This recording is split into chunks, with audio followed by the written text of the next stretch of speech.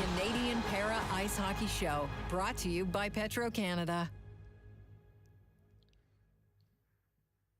Hello, everybody, and welcome into CBC's coverage of the Beijing 2022 Paralympic Winter Games, and more specifically, welcome to the Canadian Para Ice Hockey Show presented by Petro-Canada. I'm Victor Findlay, thrilled to be joined by 2006 Paralympic gold medalist, longtime national team goaltender, Paul Rosen. Paul, what a great way to start things off here in the group stage for this Paralympic ice hockey tournament between Canada and their arch rivals, the United States. I am absolutely honored, Victor. This is going to be a great start. Normally, Canada gets Italy or somebody else in that first game. This is a potential gold medal matchup on day one. Well, we'll get more into this matchup between Canada and USA in a moment, but we do have to address something right off the bat. The big story leading into this year's Paralympics has been more so who hasn't been playing or who hasn't been competing. That, of course, being the Russian and Belarusian Olympic or Paralympic athletes. So the news came out a couple days ago that they will not be allowed to compete, and that, of course, has implications on this Paralympic ice hockey tournament. So the Russian athletes are out. They would have been in Group A with the United States, Canada, and South Korea. Canada's second group stage game was slated to be what was the Russian Paralympic Committee. So this is now a 7-team tournament. Nothing really changes much for Group A other than the canceled games. But for Group B, it will now be 3 of those 4 teams, Italy, Slovakia, Czech Republic, and China, that will be competing in the quarterfinals. So from 8 teams down to 7 now, and Canada, USA, South Korea, 2 of those 3 teams will book their spot straight into the semifinals. So, Paul, lots of talk about it for the Russian athletes. They won't be competing. We see how that's affected the tournament. What are your thoughts on the situation?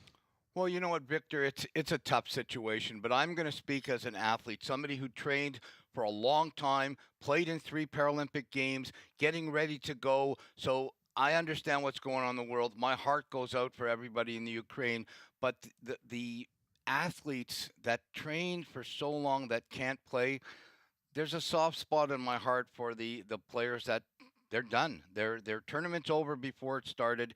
It's a tough situation, but I think ultimately the IPC did what they had to do.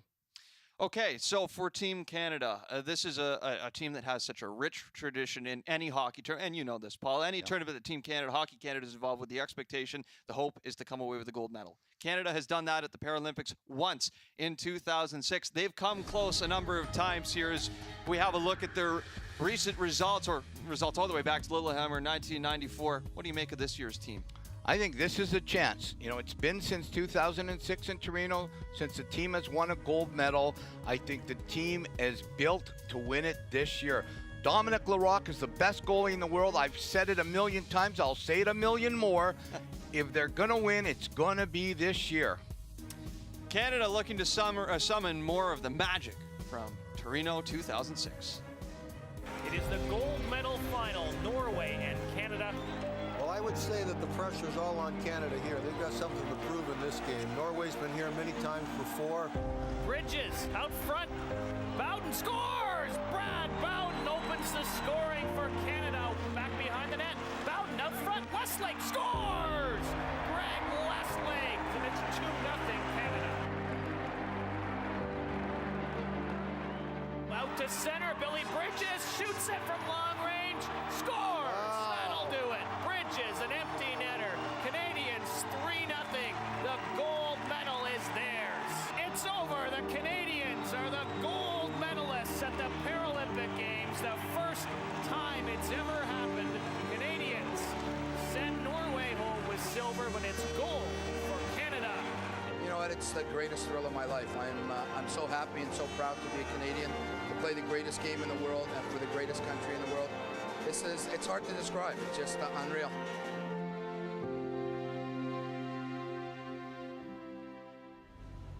Oh, there you go, Paul. Years ago, you said it yourself right there. The greatest thrill of your life. All these years later, how do you look back on that moment?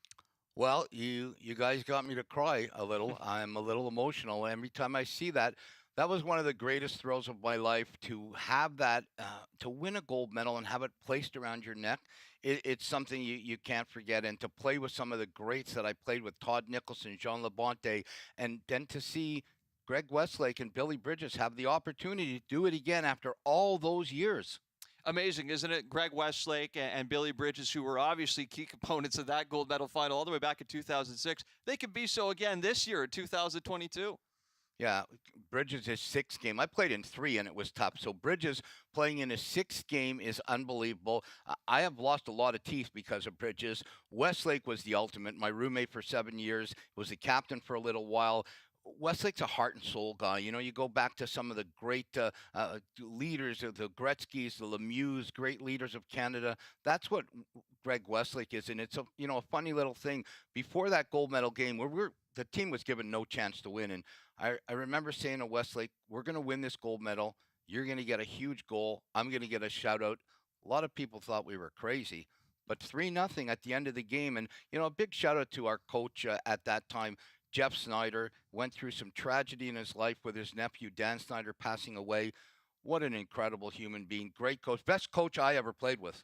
So a lot of great memories from 2006, maybe not so great memories from 2018, being the bitter taste of defeat in Canada's mouth here for a long time as we look back on the gold medal final that had Canada against the United States in 2018. What do you remember about watching this game, Paul?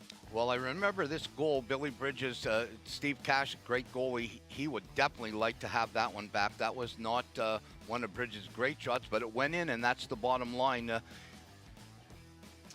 This is a United States team, though, that any year, pick it 2018, 2014, 2022, you can never count them out. Canada had the 1-0 lead in this game. Their goaltender, Dominic Larocque, doing all the work, but it wasn't enough in the final minute. What an opportunity here for Rob Armstrong to try and steal it. He ends up hitting the goalpost, and then we all know what happens next. Yeah, I felt really bad for Rob Armstrong, a real good young player with a lot of talent and hitting the post there. And then you cannot give Declan Farmer an opportunity, a second chance, and there's no way. Look at this. It goes top corner. Just a beautiful shot. No chance for Larocque. So Declan Farmer, the clutchest player for the United States of America in this tournament and for years, ties the game with half a minute to go, and then this right here in overtime. Beautiful shot for the win. Patrick Waugh doesn't stop that. So it was gold for the United States of America in Pyeongchang. Here's how Canada and USA stack up head-to-head. The Canadians have never beaten the United States before in Paralympic hockey, so a chance to try and change that trend today in China. Of course, wild hours, but still plenty of support from Canadians far and wide across this great country for this Canadian Paralympic ice hockey team. Hi, my name is Matthew, and I play for the Durham Steelhawks. Wishing the Canadian sledge hockey team the best of luck. Me and my teammates will be cheering you on. We're from BC, and we're here to wish Canada good luck in the Paralympics. We'd like to wish Adam and Rob and the rest of the Canadian national team luck. From the Hamilton Sledgehammers, go Canada, go! Go for the gold, Canada. Go for gold, boys. Bring on the golds.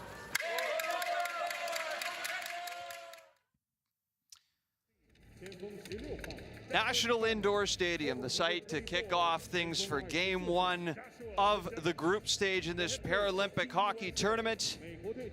Canada and the United States. Clash of Titans, Paul Rosen, to start things off here. This is going to be as tight a matchup as we'll see for Canada before they get to the gold medal final, if they get to that gold medal final. This is the first time Canada and US have opened a tournament, so this is going to be anybody that is watching this game, you strap in, grab your popcorn and strap in, because this is going to be a great start. There is how Team Canada will line up for this contest. Of course, a number of familiar names, the Greg Westlakes, the Billy Bridges, the Dominic Larocques of this roster, but some new faces, some rookies making their Paralympic debut in this one as well too, Paul. Absolutely. Watch for Zach Lavin. He's a real good young player. Ben Delaney has come back after a little bit of stint. Adam Dixon, who missed the last few years, he was the Drew Doughty of sled hockey. I called him as a defenseman when he played back when I played. He's an enormous young talent, and the Americans have some incredible young players. If you want to watch Malik Jones, number 19, watch him for the Americans.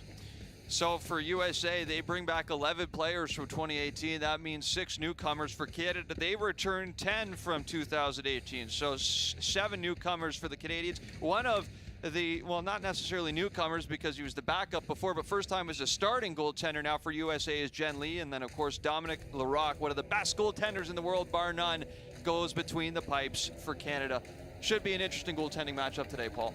This is going to be where Canada has a big advantage. Dominic Larocque, I keep saying, is the #1 goalie in the world.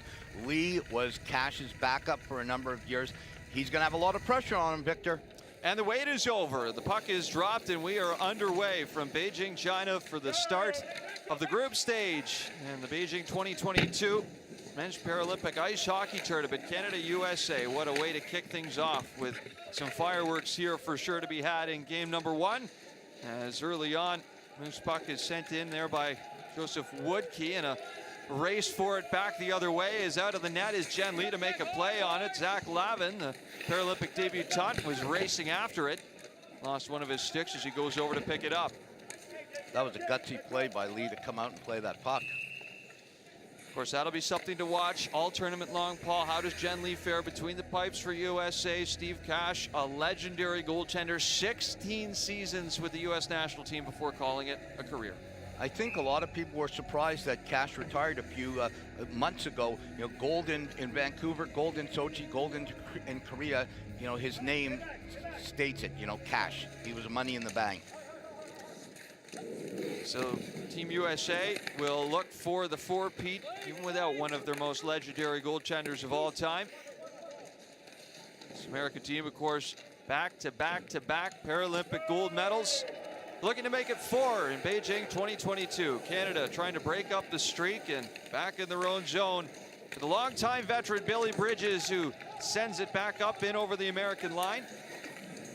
And moved over by the captain, Josh Pauls, another longtime veteran of Paralympic ice hockey, as Bridges tries to center. Pauls has it, only American player that played at Vancouver 2010.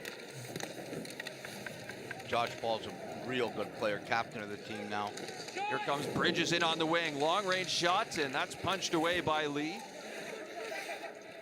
And Pauls handles it back over to the near side, where it's Brodie Roybal. Saw lots of Brodie Roybal in the 2018 gold medal final, and 4 years later, he's still just 23 years of age. Good hit there on the boards. So off the collision on the far side, it comes around for Pauls. He's stapled into the end boards as well. Loose back around the near side as it gets past Jacob's Webb. Right back over to it, Antoine Liu. Taken away by Roybal. And the North Lake, Illinois native, Brodie Roybal, brings it to center. Lots of speed as he crosses in over the Canadian line up the middle. Look to pass it off to Malik Jones. Great defensive play by Rob Armstrong there. Loose puck comes all the way back into American territory. Ken Babby's going to be very happy with this start. They didn't get many shots on the U.S. goaltender a while ago, but this is a lot of shots now. Of course, Ken Babby, the head coach for Team Canada. David Hoff behind the bench for Team USA. Babby led the charge for Canada back in 2018. David Hoff was an assistant coach on that gold medal American team.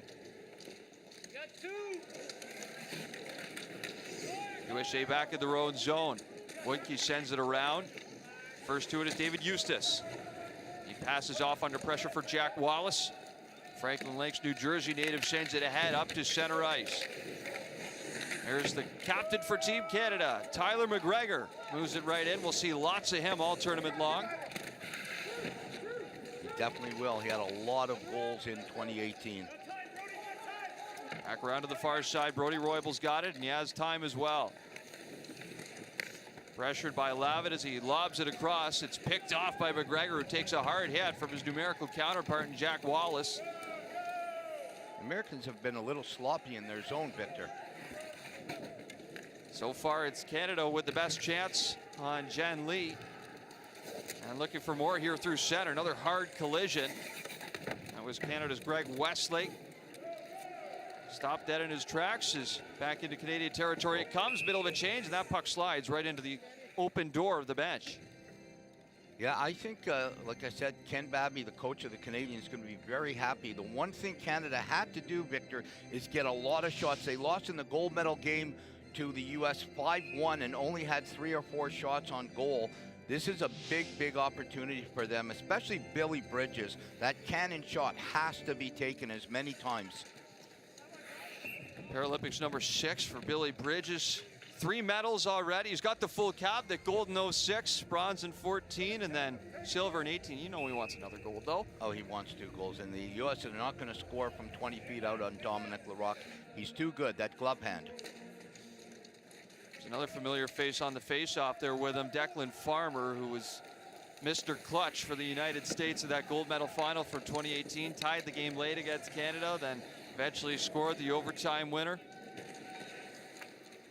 He'll try and track this puck down at center, and he does. In on the right wing. Here comes Farmer, tries to cut to the middle. He's taken out, and we've got a penalty here for the first time in the game. That's going to go against Adam Dixon.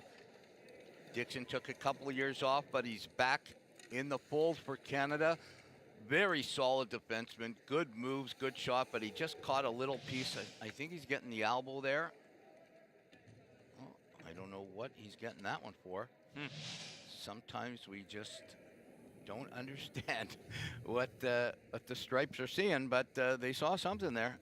I guess they'll show us what he got the penalty for. Tripping. You know what? Played this game a long time. Never saw a tripping penalty. Saw a team penalty.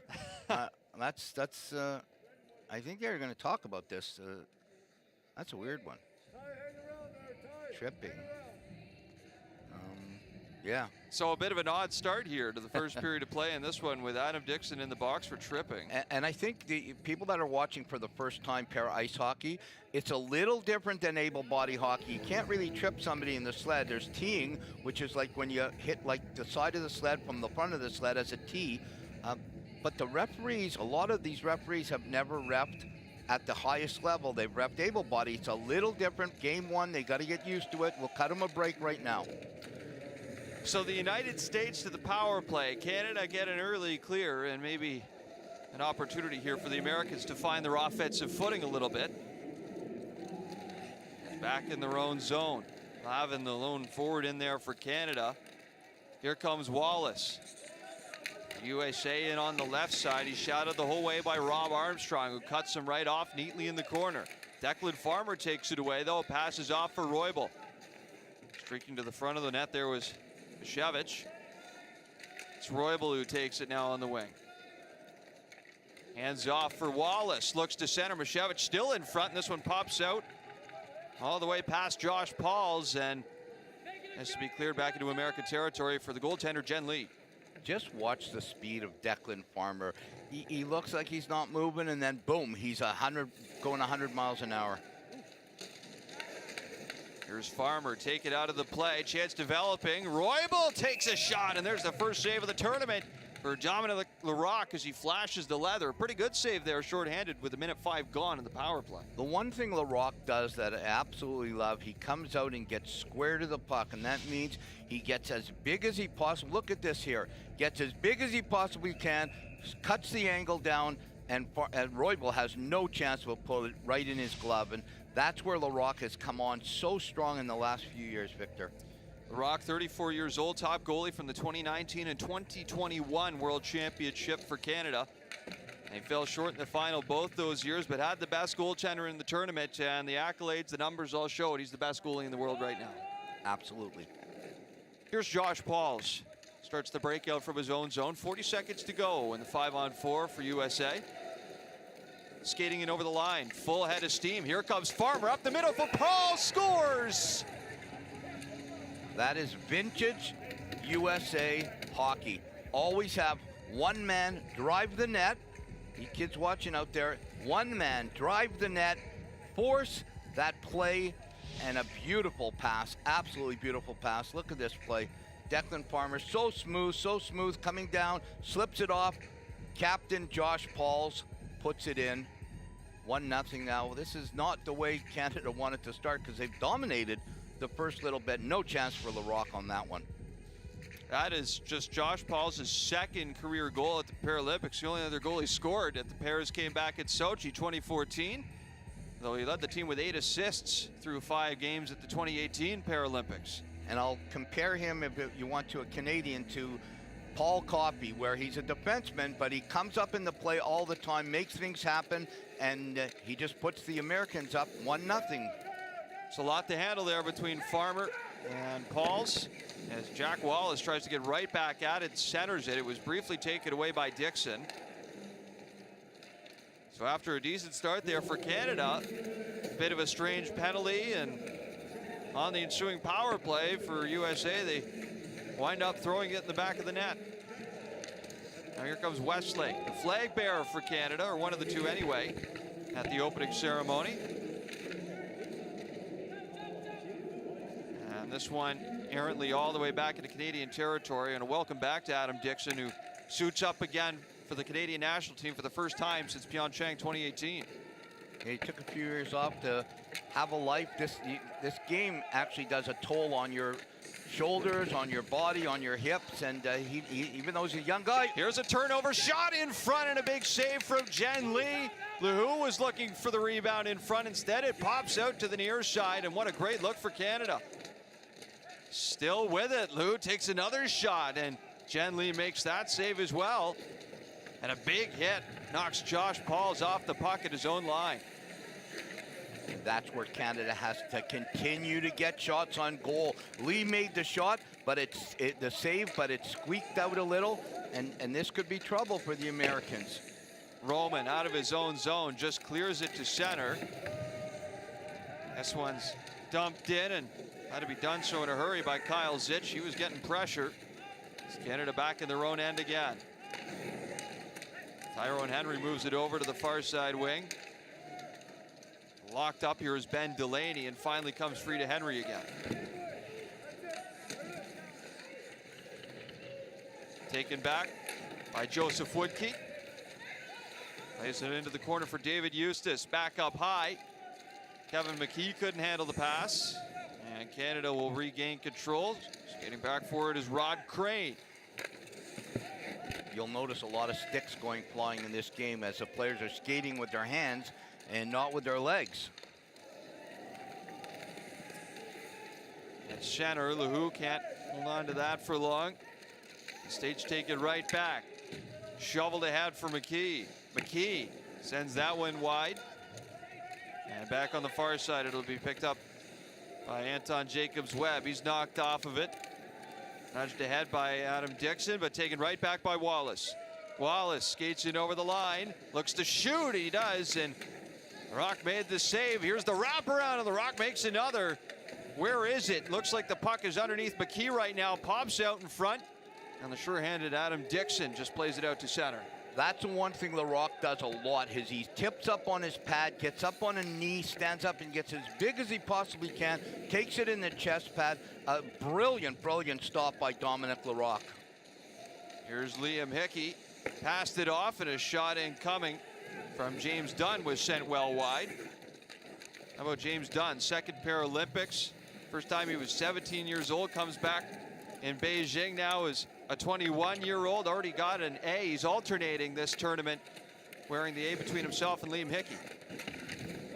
Yeah, he's a good young talent. He's good in the room, and he's good on the ice. And a lot of people say that. Here's another penalty. I think the U.S. are getting this one.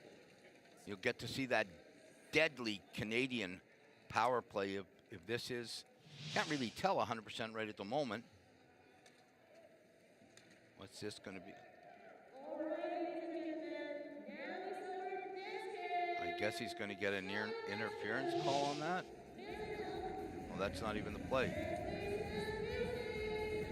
That might be Eustace in the box. Nope. 15. That's Kyle Zitch. So Kyle Zitch to the box, and Canada to the power play here momentarily. Take it all in. Show up early, stay late. Live your passion. Get out, get in, do more. Hold. Get the bag, keep one packed. Don't put it off. Because when we make it count, we rise higher.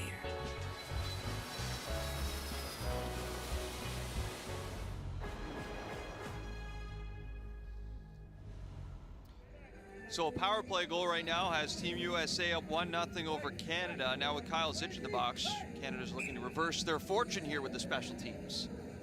And this Canadian power play, watch this closely. Bridges, Hickey, McGregor, Westlake's going to be out there, and probably Dixon. They're going to move the puck absolutely like lightning speed.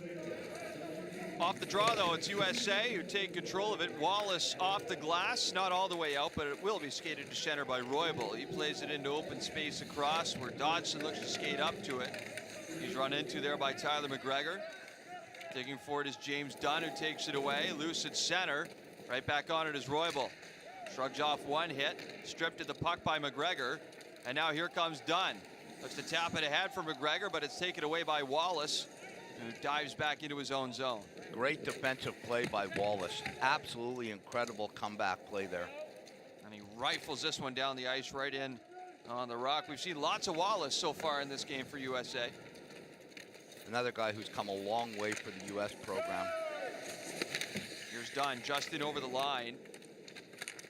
Bit of a scrum along the near side boards, and Wallace managed to slip it out to center. Hickey under all sorts of pressure now from Roybal. That jars it loose. Off the boards, back down the ice. Larocque out to play it. Got to be careful here with the pressure from Roybal. He skates away though. And now Bridges. That's something Larocque does that no other goalie in the world does. He comes out and plays it a la Martin Brodeur. Still along the near side here, locked up. Pops free into the slot.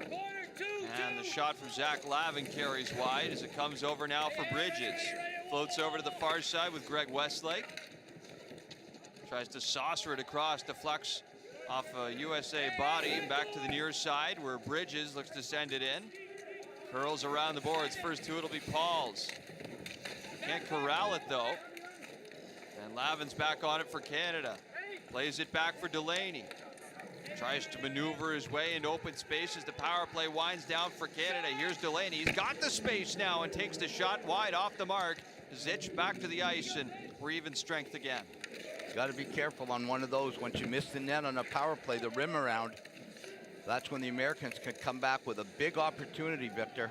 Now Delaney's got to be careful again, but does well to avoid the pressure.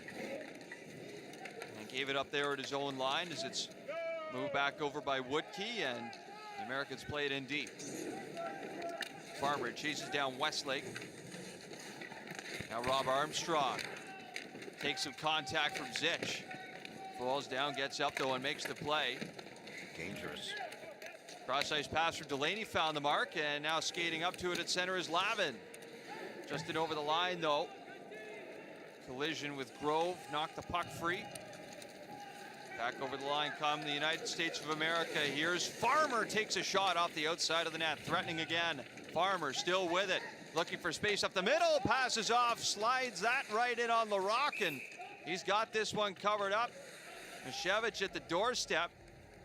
Couldn't find a way to beat the Canadian goaltender from close quarters. And you see what the big difference between para-ice hockey and able-body hockey is that when there's a scrum around the net, or they call it the house, around the front of the net, this is where it gets dangerous because those sticks have laser-cut spikes on the end. Larocque comes down, great overhead view, gets big, comes out, but that's when he stops it. That's when the sticks start flying, Victor, and stitches could be had very easily.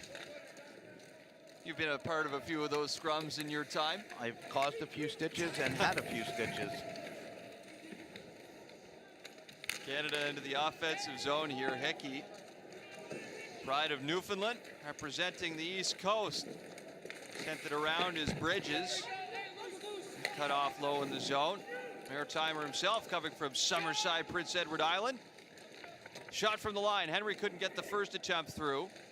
Might have another try here as the puck is redirected back to the line. Crane sends it back in.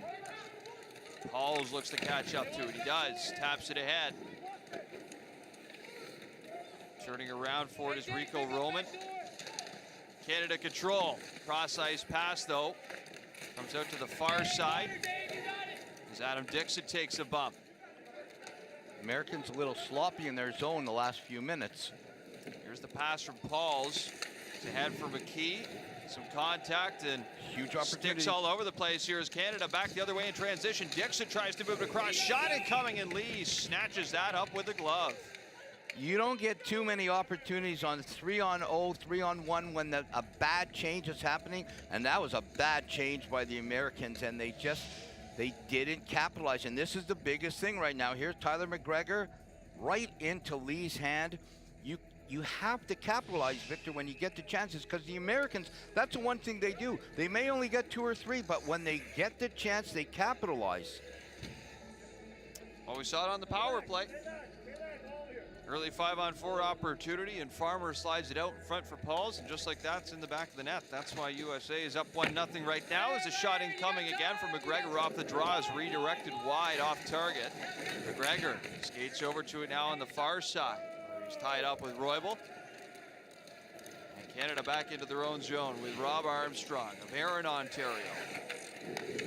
To center ice. Slipped right back in. Armstrong, one of 10 Ontario natives on this Canadian roster. Again, the province of Ontario dominating the majority of the representation here, but there are a number of players from all over the country. Of course, Newfoundland represented. The backup goalie for this game, Adam Kingsmills from Smithers, British Columbia.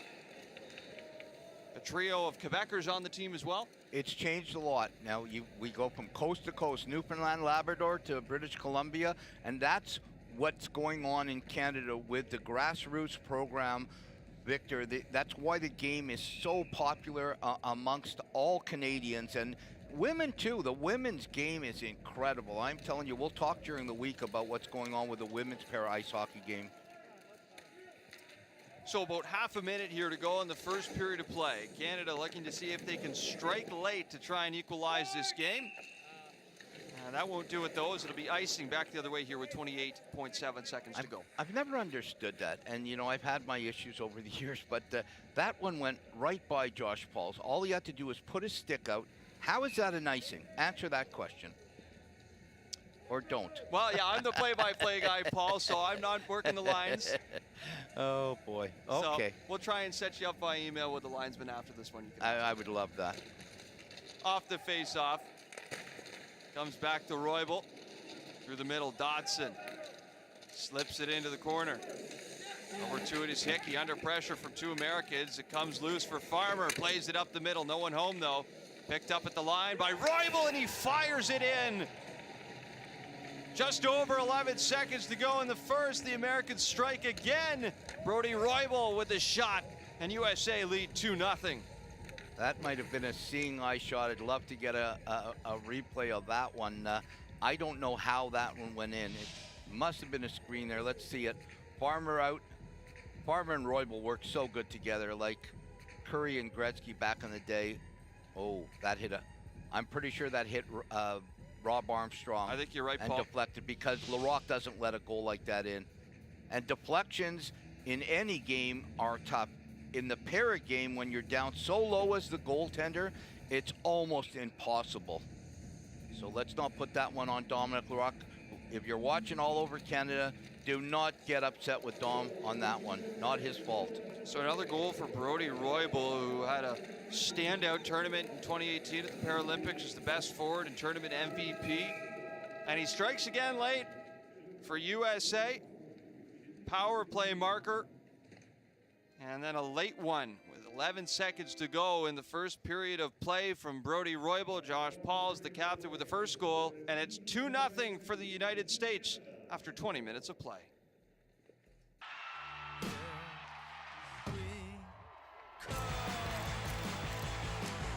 think it's Robson who's got the stronger finish here. Shot just getting inside the gate. Now there's that smile again.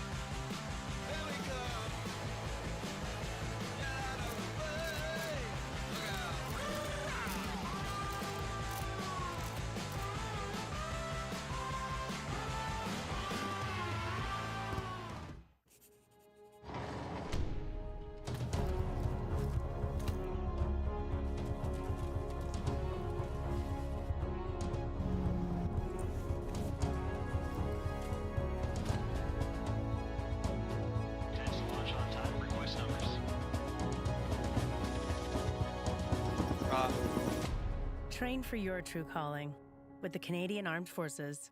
A message from the Government of Canada. Let them say we're crazy.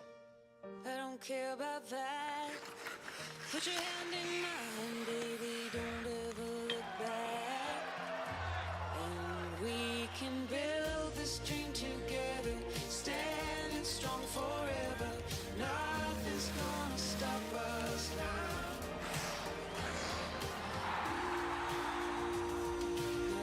Nothing's gonna stop us now. Yeah, you're doing it slowly. This really is the stuff of Olympic dreams. Ryan, we have found that you have a condition known as Stargardt macular degeneration. There is no treatment. Right. Tree.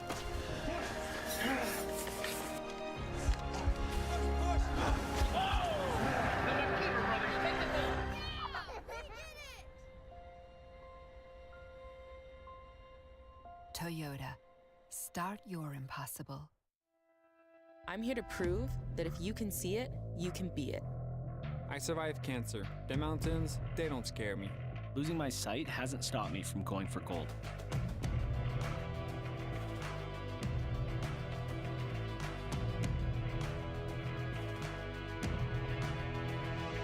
When more of us play, more of us win. Visa, a network working for everyone.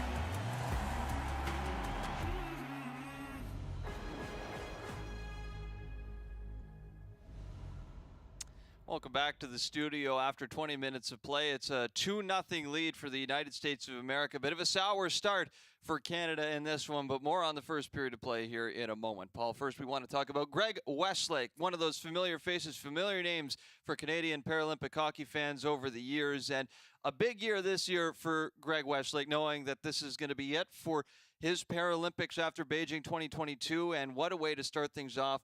He was announced as one of the flag bearers for Team Canada and walked in with his country and with the flag to kick things off at the opening ceremonies. Always special for the athletes just to be able to make this walk and be around their fellow countrymen and women, but a little extra special to be able to carry the flag with you too, isn't it, Paul? Absolutely. I'm so proud of him to come out and do what he does, and he is a great representative for the for Team Canada. Absolutely. So you know Greg very well, and not only do you know Greg as a person, but you know his parents quite well as well. Yeah, great story. When Greg made the team, he was 17 years old. I was 44 years old, and his mother, Deb, both his parents, Deb and Jim, incredible people. His mother, Deb, came up to me and said, I'm only going to let him go on the road if you'll be his roommate. He was only 3 months younger than my son. I didn't want this to happen, but it was the greatest thing. He's like a little brother. He is a great Canadian, a great person, and a great athlete, and a great family. Well, it's really worked out pretty well over the years, too, after that, didn't it? And speaking of Greg's parents, Jim and Deb, our very own, CBC's very own, Jack Ladori had a chance to catch up with his parents. Deb and Jim, thank you so much for joining us. First off, congratulations. Your son was named as one of Canada's flag bearers in Beijing. What was your reaction when you heard Greg got the honor? You know, when we found out Greg had given us a little bit of a forewarning, it certainly does give you that little pull of emotion when that happens, you know, no question about it. But we're very proud of what he's done over a long time with them, and we think it's a great honor to be asked. And I, of course, agree with everything Jim said. I don't usually, but I do agree with that. You have to. But I would also say that when this morning's announcement came out, it was bittersweet. I mean, it's bittersweet. You want this honor for any athlete during what I would call a more normal situation. And this is a different Paralympics like we've never seen before. And the wonderful thing about being a human is that we can hold two conflicting emotions in our heart at the same time. I can be really proud for all of these athletes from all over the world because they're living their dream and they've worked so hard during what is the most difficult time of preparation anyone has ever seen. First COVID, and our Summer Olympians and Paralympians, and now our Winter Paralympians lived through that. And then you top it off with this world situation for the current group of athletes. So I feel so many horrible emotions about that, mostly sympathy for these men and women who are there. And at the same time, I'm allowed to feel really happy for my son who has accomplished everything he wanted to accomplish. And for the men on the para hockey team, I can feel that, and I can't feel guilty about feeling that, and I refuse to feel guilty. I will celebrate all that they do, and at the same time hold the other emotion. That's all I can do. And I wanted to talk to you about your family's involvement in the Canadian Paralympic movement, because the Westlakes made the biggest donation the Canadian Paralympic Committee had ever received. Jim, you've spent years on the CPC's board of directors in your past. Why was it so important not only to get involved in the Paralympic movement, but to stay involved for as long as you have? You know, we've been involved in, I think, our first Paralympic experience, we had our entire family in Torino in 2006. And Greg's first game, we've been to both summer and winter games. We've seen the difference that it has made in people's lives. We've seen the difference it has made in communities. Places have become much more accessible. There's a lot of legacy that goes on after a Paralympics. And you've just seen the growth over the years. It's gone from very small events to packed stadiums and really quite remarkable. When Greg was born so many years ago, and I'm sorry to Greg when he, I refer to him as the old athlete, but I had no idea how he would play. I couldn't Google Paralympic sports. I couldn't Google prosthetic limbs. I had no idea. And so I have seen the difference it has made in his life and in many other young people's lives. And my goal was always to make parasport, adaptive sport available so that any parent in my situation would know where to go and how to get a child involved. Fantastic. Well, thank you both so much for your time, and good luck over the next couple of weeks. Okay. Thank you. Good talking to you.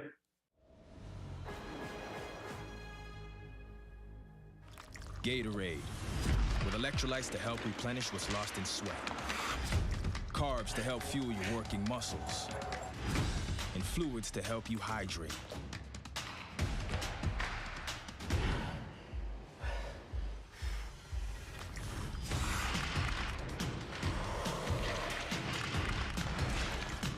Rehydrate, replenish, refuel. Scientifically formulated, so you never stop competing. Gatorade. To tackle climate change, we all need to do our part. That's why the Government of Canada is taking action to help protect our environment. We're reducing plastic waste. We're making our homes and buildings more energy efficient. We're building a cleaner, greener economy. Find out how you can help leave a healthier environment for our kids and grandkids. A message from the Government of Canada.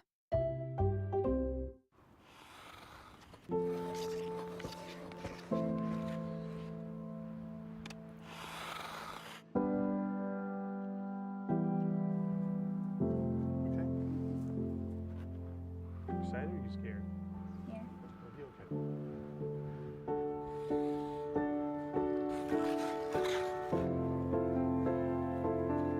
Courage. What we learn from play, we learn for life. First win, but not the last. Check. Into the spotlight. Check. Injured and out. Check. Prove them wrong. Check. Worth it? Always. When you find what moves you, it gets you through. You can now get anything delivered with Uber Eats, but take it from me, that doesn't mean you can eat anything you get. Burger, that is an eats. Paper towels, don't eat. Bottle of vino, eats. by drinking. Nanas, eats every morning. Dog toy, don't eat unless you're a good boy. Toothpaste, that's a stumper. This game just got really hard. It's an eats, but it's a don't swallows.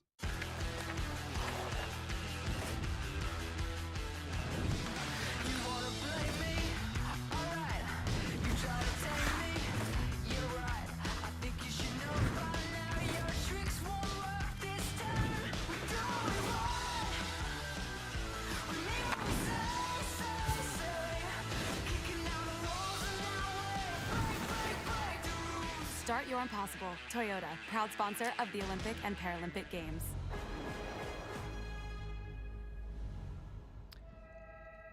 Back inside National Indoor Stadium, just getting things set for the start of the second period of play between the United States of America and Canada, and the opening game of Group A, the group stage of this year's Paralympic hockey tournament. Paul, not the ideal start for Team Canada there. They concede an early penalty with Adam Dixon in the box. It is the American captain Josh Pauls who finds the back of the net, and then late in the period with about 11.5 seconds to go, it's Brody Roybal who hits the back of the net as well. Those late period goals, those ones sting a little bit, don't they? They're the hardest ones. The first goal was an absolute beauty. A power play goal, you're going to have a tough time, going against a power play for the United States or Canada, but a beautiful pass over from Farmer to Pauls. No chance for Larocque. And the second goal is a deflection off of Armstrong. Puck dips a little, and Larocque has no chance again. So he has it. He can keep his head up. They're down 2-0. Still a lot of game left. So even though it's 2-0 lead for the United States, was there anything you liked about Canada's game in that first 20? I like that they got some more shots. This is the biggest problem. Lee is not, and I keep saying it, nothing against him, but he's not as experienced as Larocque. Steve Cash was their goalie for years. Lee would only get one game and maybe every 10 or 12 games. So the fact that they tested him is good for down the road. Maybe not even as much today, but maybe down the road. But the biggest thing that I think they have to tighten up on, sloppy. Ken Babby and Mike Foligno will not be happy with the way they were sloppy in their zone, sloppy in the neutral zone. And a lot of people will tell you, Victor, you know this, the game in the offensive and defensive zone is one thing. But if you're sloppy in the neutral zone, that's where you lose games. Okay, Team Canada and USA both back to the ice here in Beijing. There are the goalies, Jen Lee, Dominic Larocque.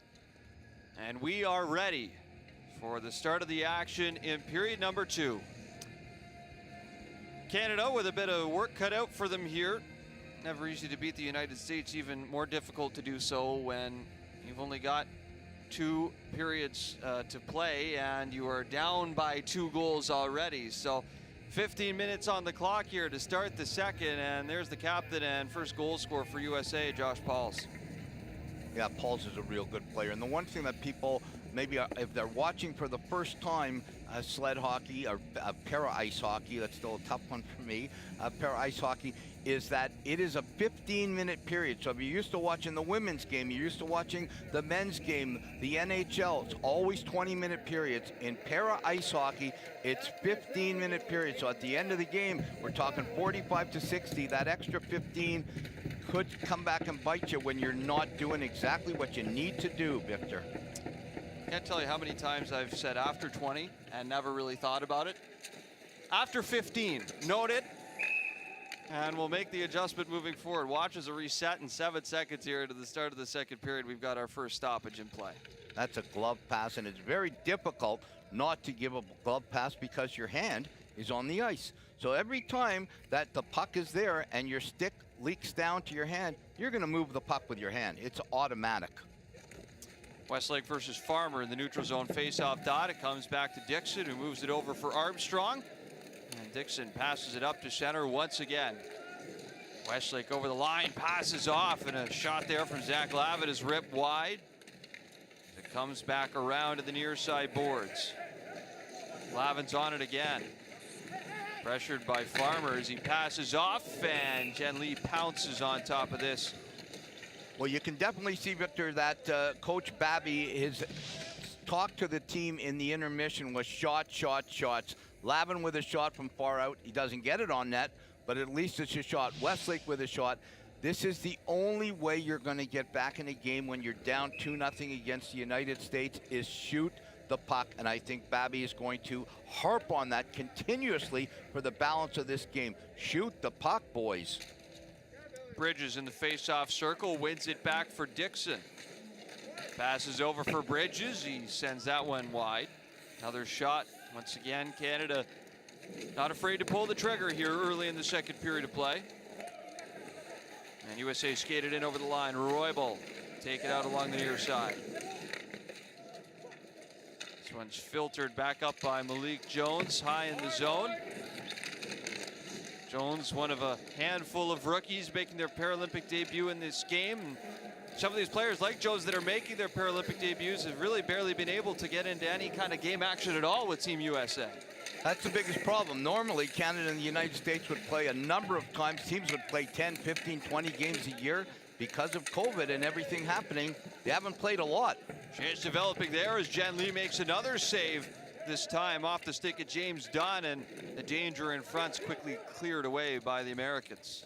And Lee is having trouble. He's making the stop, but he's not controlling the rebound, and that's going to come back and hurt him. You must control the rebound. You watch Larocque, he controls the rebound. Here's Lehoux in the corner. Pushed into the boards by Roybal. He's contending with Josh Pauls as well. Watch the sticks. This is the danger zone. And finally, Roybal guides it away. Slow behind his own net. Incoming pressure there for Ben Delaney. Forced the pass. And back along the near side. To the line. Just held in by Crane as he plays it into the far side corner. Comes back out for Delaney. Overskated it. And runs into Roybal. And now settled down by Travis Dodson, who plays it ahead. Skating right back up to it is Roybal, and the linesman says this one's offside. The referee pulls out, looks like a hanky from his pocket there. That was a nice little play. Not much of a shot on there, but a nice little slip-off play in the corner. A lot of Babby really happy with his line three there. Firing up the troops. Yeah. Ken Babby's been around a long time. He's coached a lot of hockey over the years. Coached out west. He's got a great assistant coach there, Victor. Mike Foligno, for you Leaf fans out there. Mike Foligno with the Foligno jump in Buffalo and Toronto. Two of his boys in the NHL. Over Marcus 1,000 games played in the National Hockey League. Yeah. Yep, Nick. And Marcus has been having a great season this year with the Minnesota Wild. So, of course, a Sudbury legend, though, too, Mike Foligno, right? Played with the Sudbury Wolves, coached the GM of the Sudbury Wolves, originally from there. As this one smothered by Dominic Larocque. Yeah, you got a great family, some great bloodlines in that family. The Foligno kids, grandchildren might be up for playing at this level at some point. So we'll line up here to the blocker side of Larocque. Leaning in to take the face-off for Canada is Greg Westlake. His counterpart Rico Roman. Westlake's waved out of the face-off circle. So in comes Billy Bridges. He was waved out because he used his hand to pull Rico Roman's hand, and that's similar to an able body kicking the puck back. This one comes all the way down the ice, where it's taken by Wallace. Shrugs off the pressure. Stays on it. Picked up now along the near side by Woodkey. Big hit there by Westlake. Greg Westlake not afraid to throw the body around as it comes back out to center for McGregor. Passes over for Lavin. In over the line onside. Back for Dixon, and Jen Lee just able to fend that one off as the rebound went to the end boards. It's a hard shot from Adam Dixon. Again, though, the Canadians have to be happy with that. So delayed penalty here upcoming as Rob Armstrong touches up, and we'll have a look to see what the call is here and who the guilty party is. It looks like is it Tyler McGregor? I think so. Tyler McGregor's making the skate to the box right now. You know, the Canadians are actually playing a very physical game. They're getting good shots on goal. Babby's going to be happy with this. You know, I know they're down 2-0. People are watching. They're going to get upset. They're down 2-0. But this is setting things up, and they're realizing that the shots on goal, that even though Lee's making the stops, I'm going to reiterate on this, he is actually not holding the rebounds. The puck is leaking out, and that's where, if they keep going to the net, they're going to get some rebounds. Off the draw, this one's flagged down by Wallace. USA already 1 for 1 on the power play in this game. Josh Pauls with the goal. And regardless of what happens in this game, Paul, as long as Canada beat South Korea, they'll be booked into that spot in the semifinal. And if they win that, a likely meeting again with the United States in the gold medal final. So if anything here, just trying to gain a little bit of intel as well while they can in the group stage. You never want to lose a game, but if you're going to lose one, you don't want to lose the gold medal game. Oh, here's Roybal as he looks to pass it up the middle. Now for behind the net, looking to wrap it around. Larocque gets over in time to shut the door. USA stay on it. Mishevich sends it back up the boards. Slipped over for Pauls. Has some trouble handling it here. And off the boards and out for Tyrone Henry. Again, a nice play by Dominic Larocque to come off from the long side to the short side of the net, get as big as he possibly can. Here's Roybal again, looking for goal number 2 in this game. His pass, though, is intercepted. Now is James Dunn in the way as it comes around back into the corner. USA set up, 45 seconds to go in the power play. Here's Roybal with a shot, and Larocque gets up big to make another save. Roybal digging for it behind the net. It's Dixon who takes it and fires it away down the length of the ice. And again, Dominic Larocque on that pad, gets up on one knee as big as he possibly can, making it almost impossible for Roybal to put the puck in the net. Up to center. In over the line. Farmer sets it back up the middle, and that one's tipped wide by Zich. Farmer with it again. He's been dangerous this game for the United States of America as he ladles it back over. Zich, power play expires. Back to the ice for Canada as the captain, Tyler McGregor. Collision along the near side boards. Back to the line for Wallace. That one caught a piece of someone in front of the Canadian net as it goes back to center, swept in by Pauls. And Canada on the breakout. Dixon throws that one ahead for McGregor, who couldn't settle it down. Roybal back the other way, dodges one hit. And contact here as he's sealed off along the boards, only for a moment though by Rod Crane. Good puck movement by the United States on the power play, but the Canadians kept it outside. USA looking to threaten here again as this one zipped in, just off the outside of the net. Dodson down low. He's got control of it now. Passes off for Pauls. Throws that one in on the rock, and he reels in the rebound. And able to get right on top of that for the whistle. This is an old story that we've seen many, many times. The Americans capitalize on their chances. They move the puck around well. Here's a chance for Levin. Throws it over to Dixon. Good shot by Dixon. Lee makes the stop. But again, he makes the stop and he doesn't make it clean. Look at the puck movement here. Brody Roybal, one hand. Tries to get a little too fancy there. Oh, it was stuck. I've never seen that before. Stuck to Josh Paul's butt of his stick on the spike. And that's how the players move. For those of you out there, they move with spikes on their stick, cut into the ice, almost like a figure skater, the toe pick. And they kind of just toe pick themselves up the ice. So Canada pressing, but looking for more here. 8:18 to go in the second. Still down 2-0 to USA. Hey, the gold medal event's on soon. It is? Yeah. The event's about to start!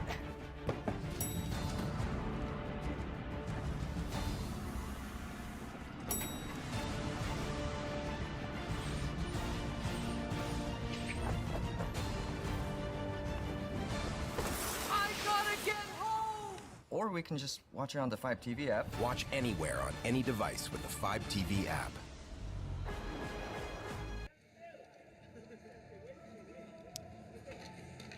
Just about set to drop the puck again as we do so. Quick shot right off the face-off from McKee. And how about the glove save there from Larocque, who gets up to bring that one back down to earth. Yeah, Larocque makes that glove save look so easy, like some of the best out there.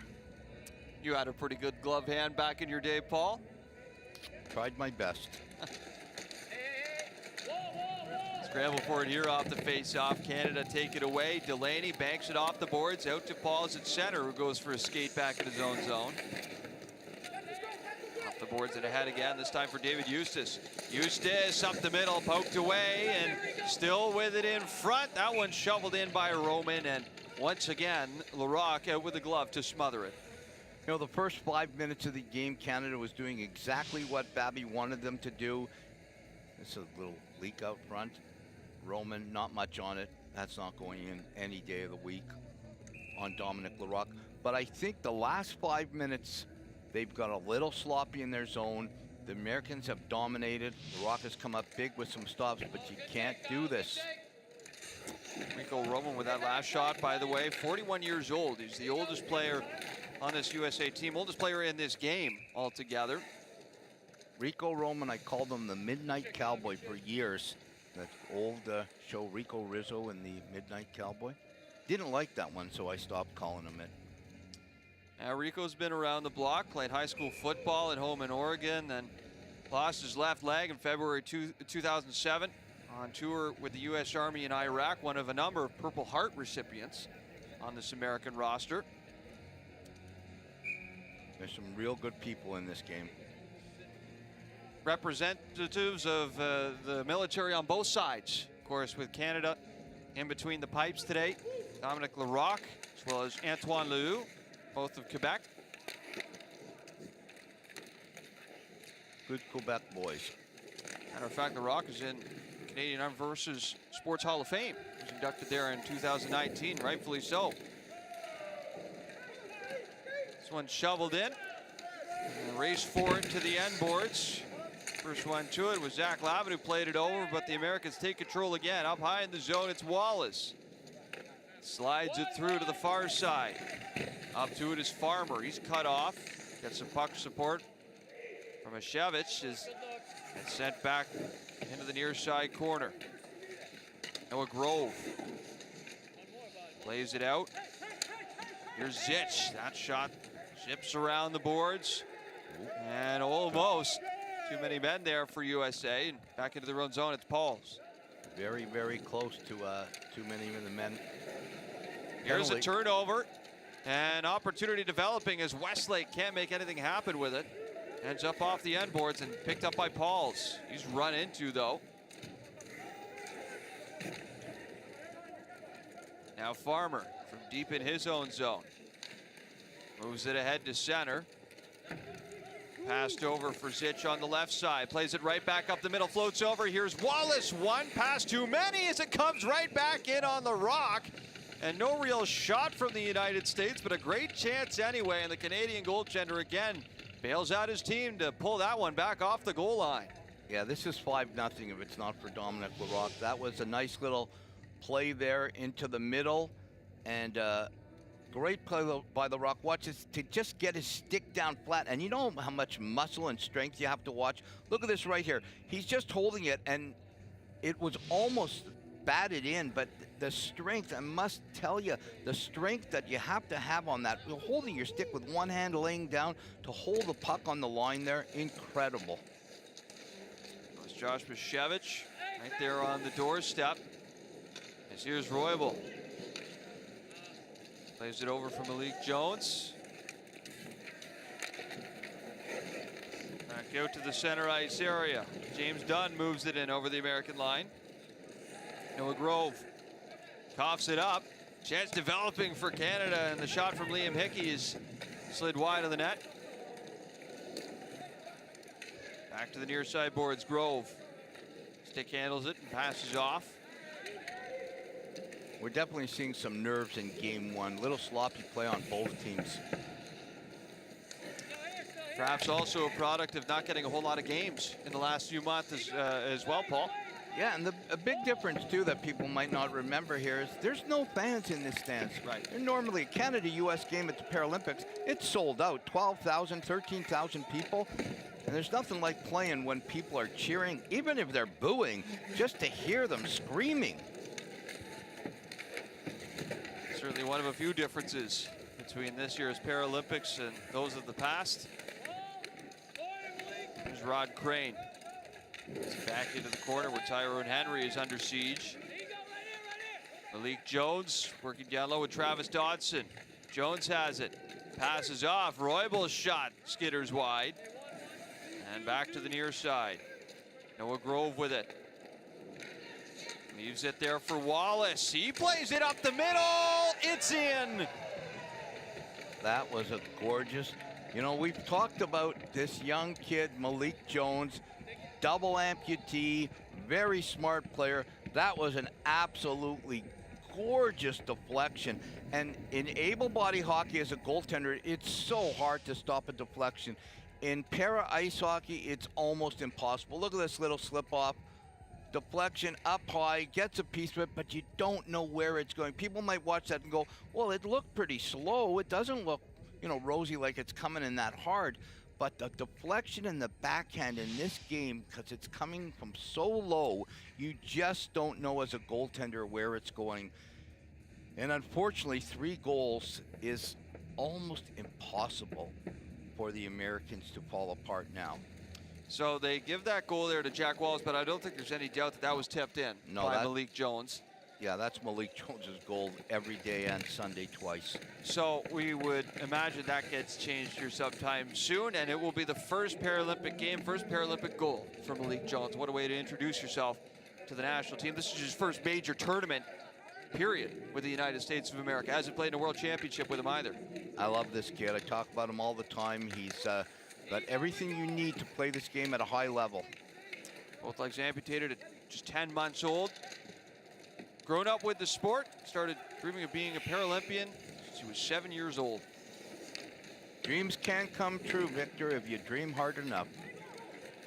Still just a kid, though, 19 years old, from Aurora, Colorado. Long future ahead of him as Canada back in their own zone here, looking to muster something before the second period expires. Up to center they go. This one's played ahead, racing after it. Anton Jacobs-Webb, he can't catch up to it, though. It's Pauls who gets there first. Plays it around for Wallace, who's had a nice game today.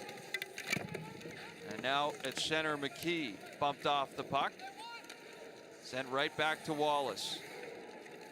Jack Wallace skates in over the line, makes a nice move, tried to get the shot off from his left side. As the puck floats back to center where Pauls tried to play it ahead. It's picked off by Dixon and settled right back down by the Americans. It's Pauls. Rolls it to center. Sprawling out, McGregor plays it over. Now Wesley passes to his left side. Eventually winds up on the stick of McGregor, tries to zip it in quick. It's knocked down and Pauls catches right back up to it.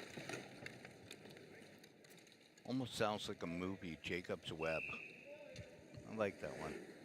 He's a good young talent too, and that's the great thing about the program in Canada and the United States is their grassroots. I'll keep saying it, their grassroots program. Look at this here.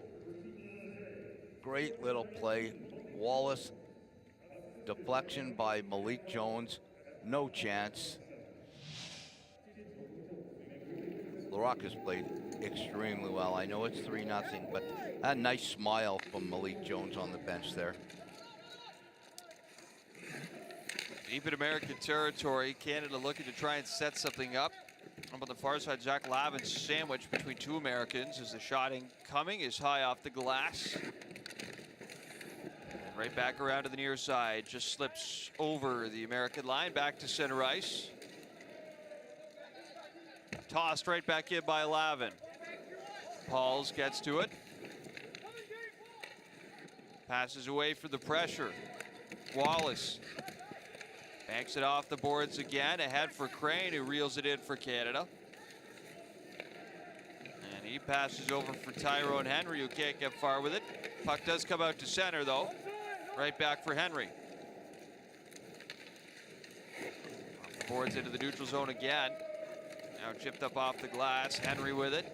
Big hit. Now is Mashevich getting in there. Is over the line, onside, and the shot is fired wide by Tyler McGregor.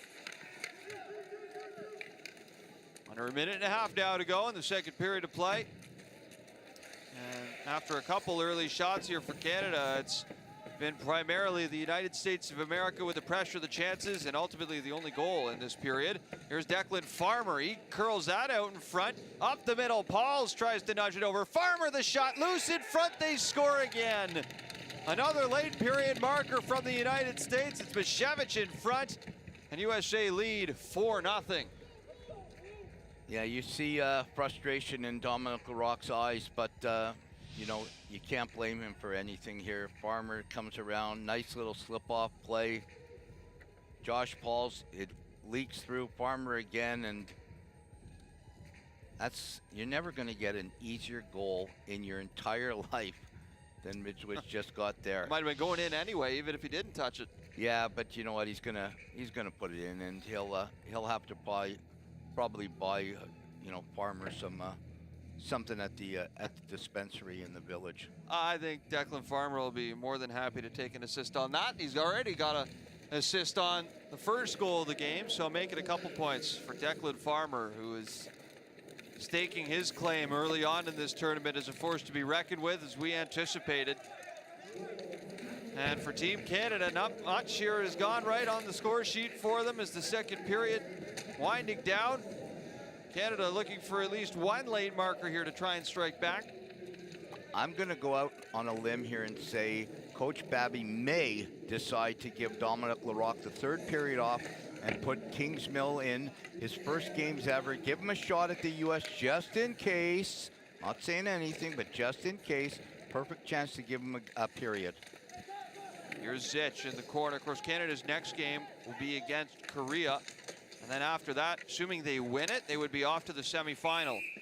As Zich sends this one in on the rock. He covers that up with 10.2 seconds to go. Now, normally in a tournament like this, Larocque would play game 1 and 2, the two toughest games. You'd get your young goalie in for game 3, the Korean game, and then Larocque would ride it through the semi and final. You take one game out, and maybe you don't want Larocque to get rusty, so here could be the opportunity to give the young kid from BC the chance to get a period, and then Larocque plays against Korea, plays the semi, plays the final. Everybody's happy. Westlake leans in to take the draw here against Farmer. Comes out to Roybal, and he takes the shot, and Larocque once again flashes the glove up to make that save. Now just 5 seconds left in the second. Referee tells him, you might want to play that next time. I just say to the referee there, I'm going to catch it and hold it. There's the shot again for Roybal, who's already got one today. Westlake and Farmer in the face-off dot again. This time Westlake just sprawls out. It's going to kill whatever time was left on the clock. And the second period of play expires. So after 30 minutes here through 2 periods of play, 2 goals in each stanza for the United States of America. Malik Jones with his first Paralympic marker in this period. And Josh Mashevich follows it up with another late second period goal for the United States. And through 2, they are in control, leading Canada 4-0.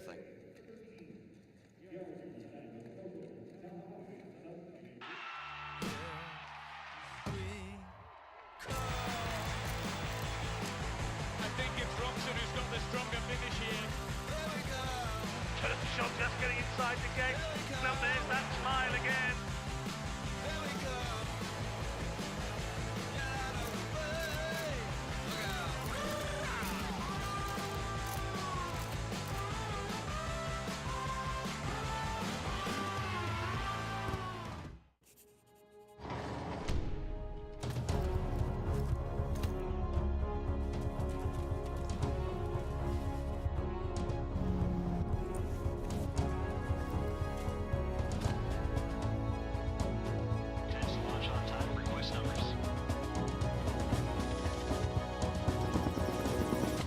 Train for your true calling with the Canadian Armed Forces.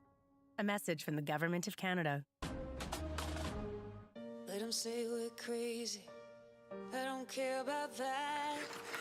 Put your hand in mine, baby, don't ever look back. And we can build this dream together, standing strong forever.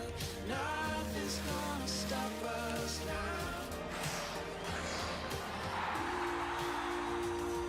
Nothing's gonna stop us now.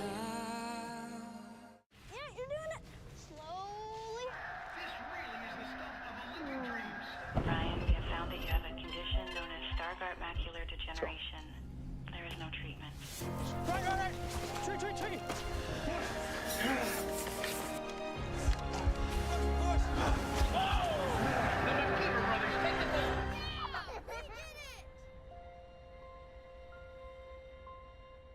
Toyota.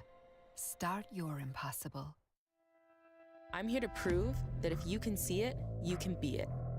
I survived cancer. The mountains, they don't scare me. Losing my sight hasn't stopped me from going for gold.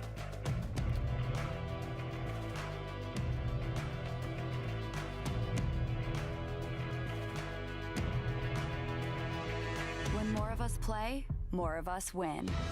Visa, a network working for everyone.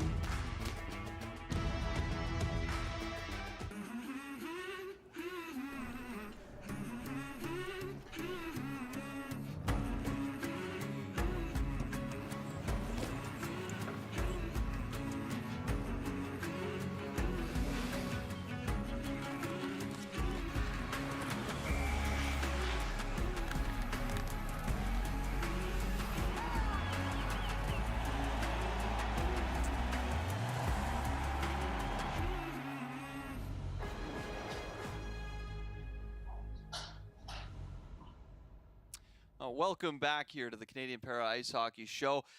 Paul, not a great start here for Canada against the United States tonight. They are down by a score of 4-0 through 2 periods of play. But we talked a little bit earlier in this game about the representation for Canada from coast to coast. Players, still the majority of which come from Ontario, but representation from Quebec all the way out to BC. And, of course, Newfoundland as well with Liam Hickey. Certainly many people out on the East Coast proud of him. Among those joining us now is the Baggs family, Curtis and Raylene, as well as Gavin, a young aspiring player hoping to one day make Team Canada. They join us now. I know ridiculous hours out there on the East Coast, but thanks so much for doing this, guys. And Curtis and Raylene, I know you're both involved with the Avalon Sled Dogs in Newfoundland. Matter of fact, Curtis, you are the president. So I'll ask you both this first. Curtis, you first, then Raylene, you can answer as well. But why has it been so important for you to be involved with this organization? Well, myself and my wife grew up playing sports. Understand the importance of volunteers in the community, coaches. Once we joined the Avalon Sled Dogs, speaking to Liam and Todd, and we know how far Liam has come, of course. Todd was giving up the position and spent 2 terms, and he suggested that I take it, and absolutely I did. I wanted to, of course, grow the game, help out with the Sled Dogs, and it's been wonderful so far. And for you, Raylene? Yeah, we grew up playing sports, and when we had kids, we wanted to let our kids be involved in sport. You get so much from being involved in sports, the socialization, teamwork, just the life lessons that you learn. So we wanted to give that opportunity to Gavin, and being involved in parasport and with the Sled Dogs has been just so rewarding. Hey, Gavin, Paul Rosen here. I remember you, young man. And I want to ask you, okay, I had the honor of playing for Canada for 10 years. What is it like to have that opportunity now to come up the ranks and know that one day you could be the next Liam Hickey representing Canada and representing Newfoundland and Labrador? It feels great. It feels like there's a lot of pressure, of course. Like, I don't think many people are going to be the next Liam Hickey because Liam is an incredible player. But I do enjoy playing for Canada. It's very fun. And yeah, I hope to play for the Paralympic team in the future, represent my country. Yeah, Curtis, I want to ask you your thoughts on being involved in Newfoundland Labrador. The tournament was there a little while ago in Paradise. It was incredible. The fans went nuts. What type of pride do you have for Newfoundland and Labrador to know that Liam Hickey, the first member, representing Canada. Your son could be the next one. What type of pride does that have on your heart? Oh, well, when the Canadian Cup came here, and of course we were part of the game, and Gavin grew up playing sledge hockey. We never seen anyone like Liam before. And then once we started playing with Liam, it was unbelievable how good he was. So we wanted to spread the word and make sure everyone came out to enjoy the Para Cup. And when they came, the word spread so fast. Every game was sold out. It was unbelievable. And we just absolutely adored it. And then, of course, playing with Liam and how wonderful he is to Gavin, how wonderful he is to all the team, how hard he works, his commitment to the game. It's really unbelievable. And just watching him tonight and knowing that he's, part of the Paralympics, and maybe one day, hopefully Gavin could be, I don't know what to say. That would be wonderful. Well, we hope to see para ice hockey back on the ice in Newfoundland here in the near future. But until then, we appreciate you staying up here at the Wild Hours. I know it's a bit interesting for everyone tuning in for the Paralympics this time around. But thanks to the three of us for being part of the show today. Thanks for having us. Thank you. Go get him, Gavin. Once again, the Banks family there, Curtis really. With electrolytes to help replenish what's lost in sweat. Carbs to help fuel your working muscles. And fluids to help you hydrate.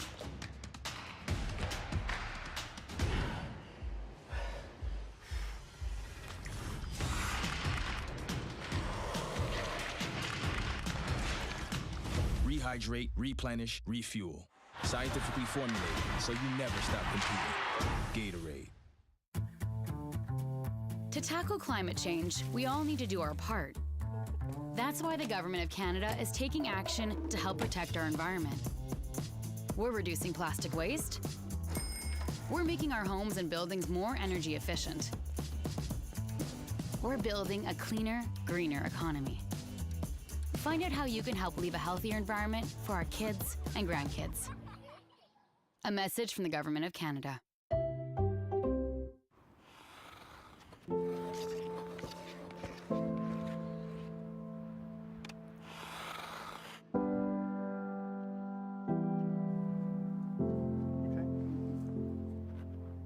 Excited or are you scared? Yeah. Are you okay?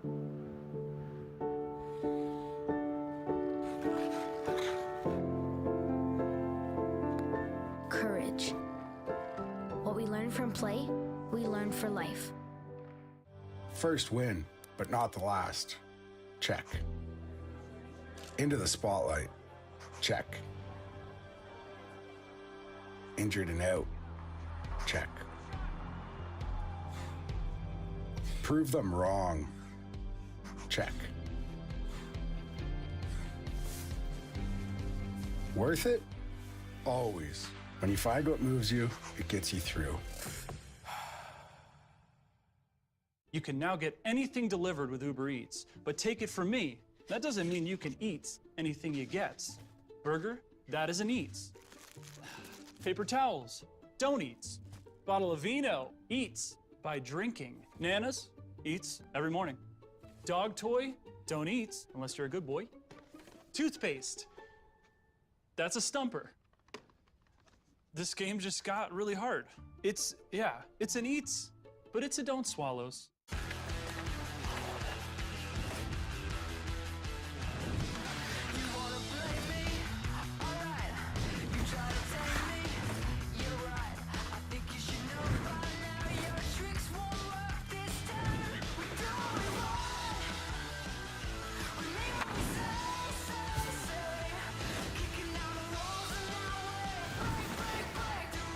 Start your impossible. Toyota, proud sponsor of the Olympic and Paralympic Games.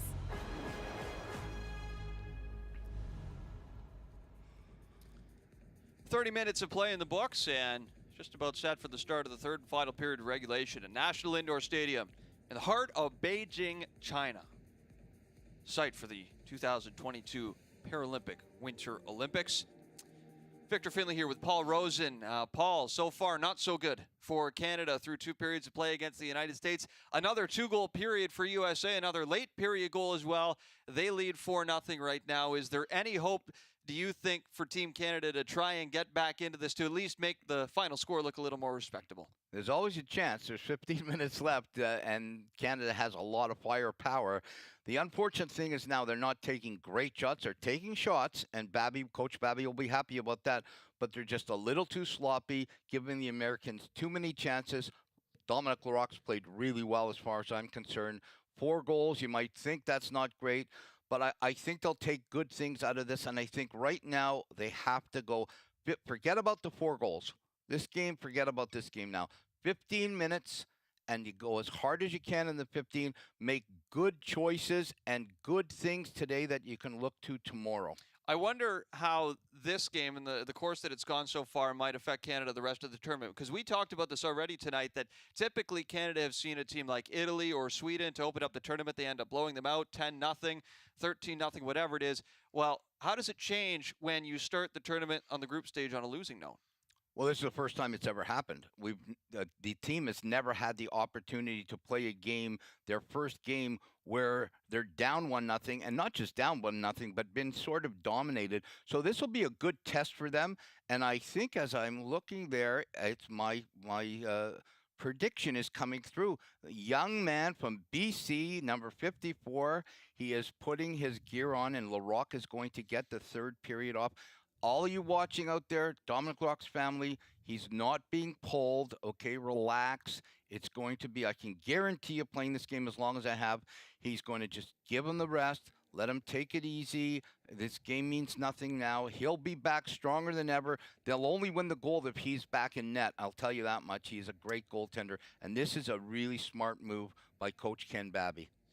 Well, you were telling us a story, already before we got on air tonight, Paul, about back in 2006, the Norwegians got to you a little bit, and you almost got substituted out in a game before the gold medal final, but you wanted to stay in for that game against Norway, and you did, and you ultimately ended up shutting them out in the gold medal final. Yeah, I had a real good rapport with Coach Jeff Snyder, and I asked him not. We were down 4-1 at the end of the first period and never let 4 goals in my life.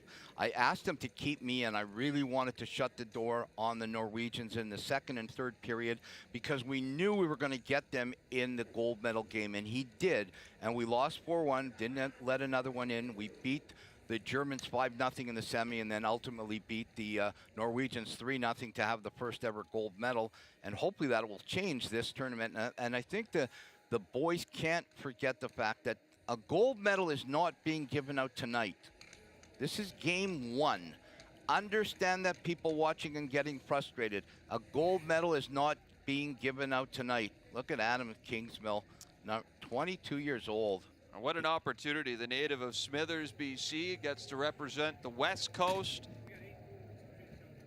and gets into some Paralympic action for Team Canada. Absolutely, 100%. On the other side, United States gathering in front of their own netminder, Jen Lee. There's another look at the new goaltender for Team Canada, Adam Kingsmill. Lost his leg at the age of 2. And now suits up on this Paralympic team. And did try out, though, in able-bodied hockey at the under-18 level for a AAA team, the Caribou Cougars out west. And now with Canada on the para-ice hockey team, won silver with the Canadians at the 21 World Championship. He's got a good future, real good future. Listen, we're getting a lot of tweets from the general public in Canada. I got one from Vicky Lemon in Newmarket, and she says, "Go get 'em, boys." Thank you, Vicky. Appreciate that. Go get 'em, boys, indeed. 3rd period's underway. Puck is on the ice. And it's a commanding 4-0 lead for the United States of America, who immediately crossed the blue line here offside. So if you're head coach Ken Babby, what are you looking to get out of Team Canada here in the 3rd, Paul? 2 simple things. I want them to be physical, and I want shots. Be physical as much as you can. The score doesn't mean anything to me right now. Physical, shots, and maybe even try to protect your young goalie in his first game.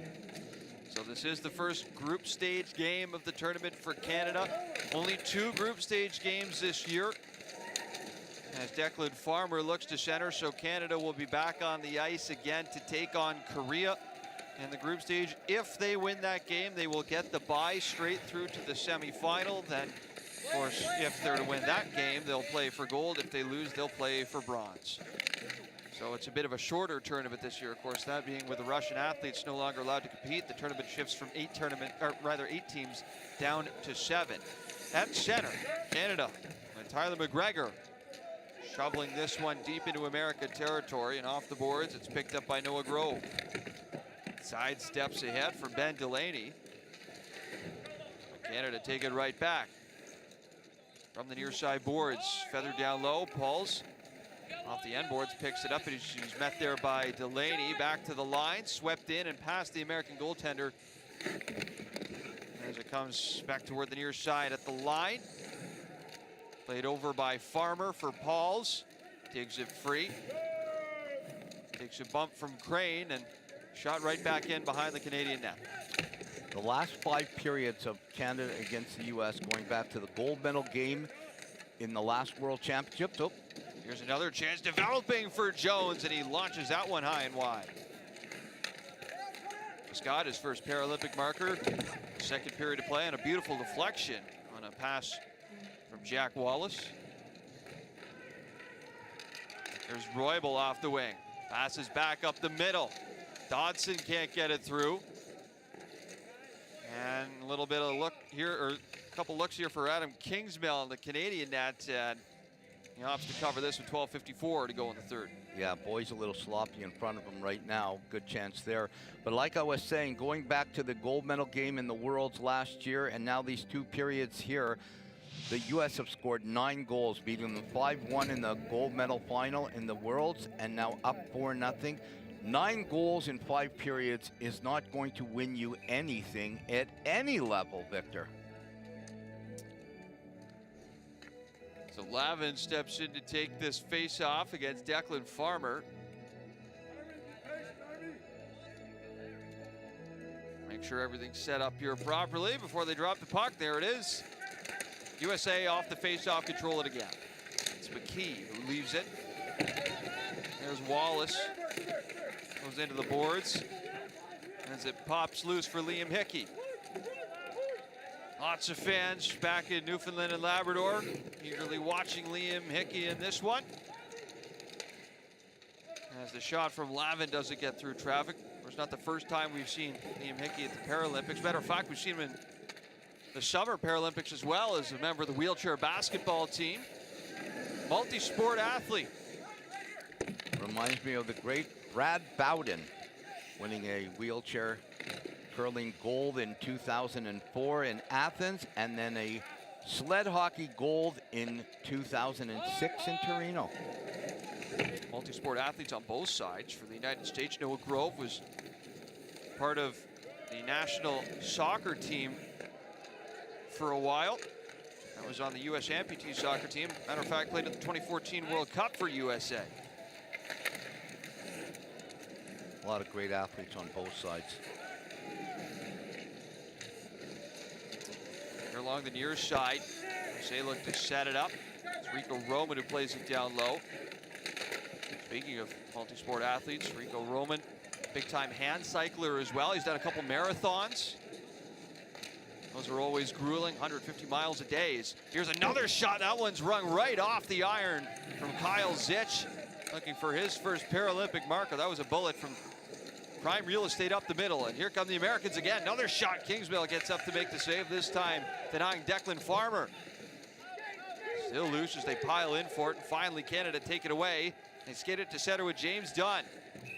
Offside. But offside, so nothing materializes out of that opportunity for Canada. A nice stop by the Canadian goaltender, and then a nice thank you to his poster. Look at this one here. Great shot. Big time ring off the post, and then he does a la Marc-Andre Fleury, taps his post and says, "Thank you, Mr. Post. I appreciate it. Some of my best friends were posts and crossbars over the years." So Kingsmill with a save for Canada in this game as the new goaltender in the third. The USA continue to lead 4-0.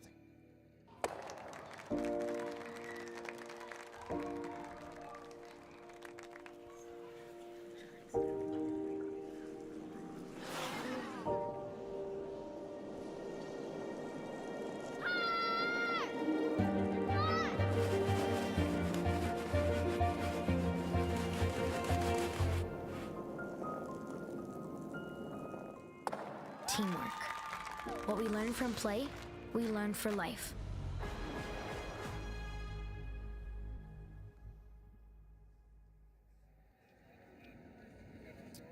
Good look at the Canadian bench, trying to rally some momentum here together to try and beat that man, Jen Lee, between the American pipes. It's been a while here since Canada's had a really good look at the American net. And over the line, Canada looked to set it up. Here's Armstrong, rips that shot high off the glass. The last 4 or 5 shots have just been over the net or wide. You have to really pick your chances. Chance developing the other way. Here's Malik Jones, decides to pass it back. Shot incoming. Oh, instead it was a pass from Travis Dodson. That was picked off. Yeah, Josh Paul's there to his side and plays whistle down. Nets off the moorings. One of the players, Malik Jones, went into the post hard, knocked it off, and this is a real good opportunity for the young Canadian goalie to get his chance here. Oh, great defensive play there by Adam Dixon. That was a sure, look at this, yawning cage for Josh Pauls. Been his second of the night. Great defensive play. Great to see Adam Dixon back with the Canadian national team after a 3-year break to pursue some other ventures, which included building a house in the meantime as well. That's no small task. Well, a lot of these players are married and have wives, and you know they it's a tough grind going 12 months a year for your country. Of course, Canada was centralized for a little bit too in Calgary before coming out, so it's been a long time on the road for a lot of these players. 55 days until they get from when they left till they get home. And people should really understand that. You know, you think of 55 days in your life, and especially with COVID, these players leave their home, leave their families. Some of them leave their wives, girlfriends, their parents, their brothers and sisters. 55 days in Calgary and then Beijing, and then they're home. And hopefully they come home with a gold, and it will make it all worthwhile. Thousands of miles away from home, but still feeling the support of many Canadians back at home, tuning in to watch from all across this great country. As Adam Dixon plays it around the boards to the far side as well for Dodson. Of course, it's a grind for the Americans too. And lots of family and friends for them back home in the United States. This is an American team that's comprised of players from all over the United States. 3 players from the state of Massachusetts, then 2 from Illinois, 2 from California, 2 from New Jersey, and then it's a real mixed bag with Florida and New Mexico, among other states. Yeah, and you know, California is becoming a hockey hotbed, not just for able-bodied, you know, with Demko, the goalie for Vancouver. Demko, Thatcher Demko. Thatcher Demko. I lost my tongue there for a second.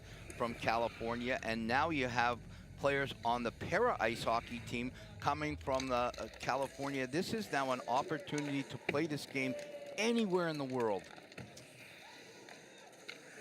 Seen, of course, the LA Kings set up junior programs in the area, the Anaheim Ducks, San Jose Sharks there as well. So there's lots of hockey to look up to in the Bay Area and the California state. There's Malik Jones looks to play it up the boards. Cut off here by Anton Jacobs-Webb. Into the corner it goes, centered out front. And Lee stops that attempt from Dunn.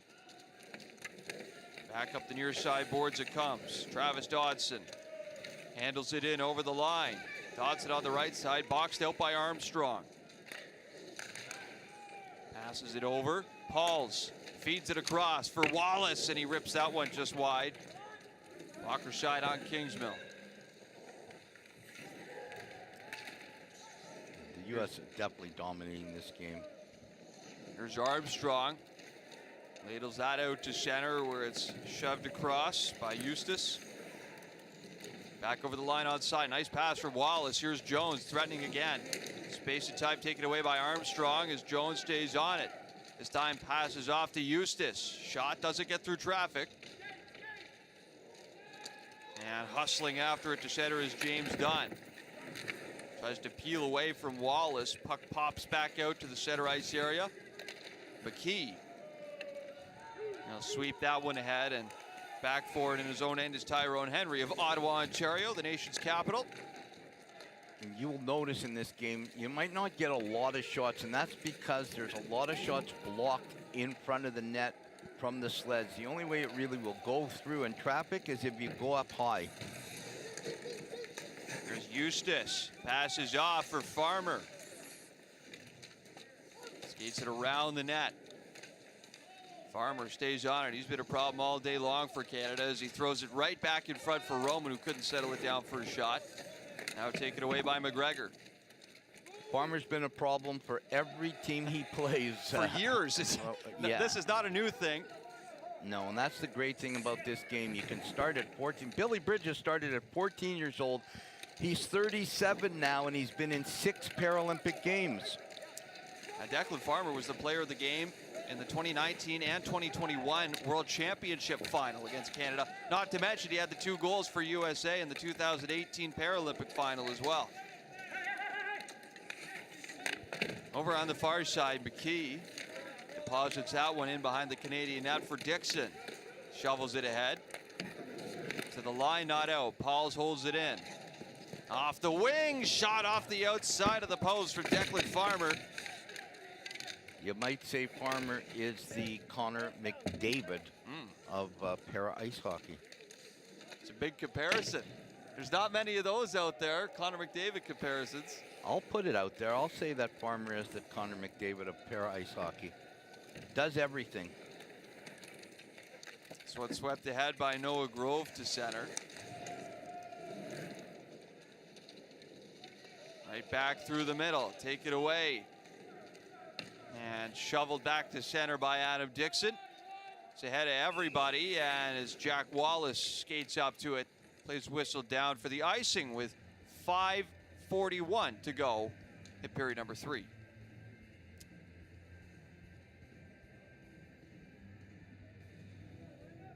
Shenley in the United States net. Yet to be beaten in this game, yet to be tested here in quite some time, as we'll line up for this face-off at the Canadian end. Bridges versus Bashevich.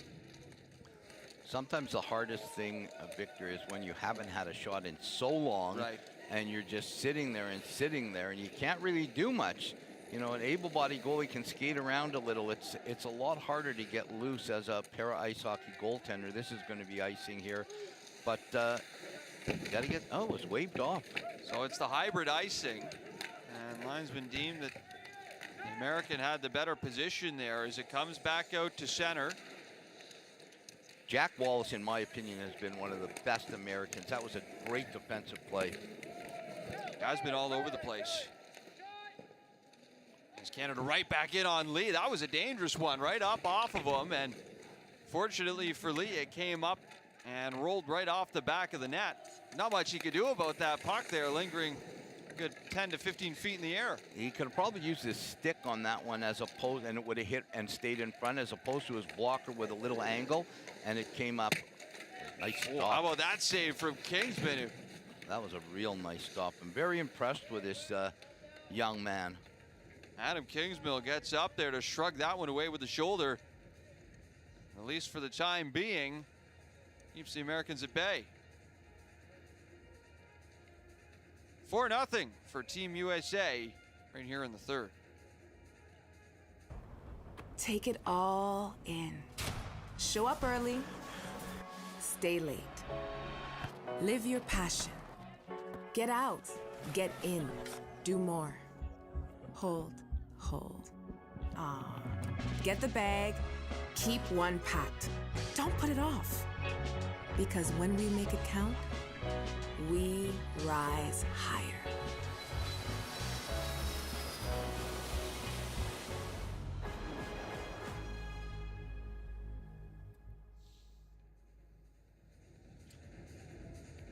Out of the timeout here. Canada looking to try and draw something up, trying to muster up some offense late in this game, Paul. It's felt like as the game has gone on, the United States continues to tighten their grip on this one. Yeah, I think the Canadians are going to have a long practice tomorrow, work on many, many things. And I think the bottom line now is you have to, when this game ends, when the buzzer sounds, forget about it. Almost like it didn't happen.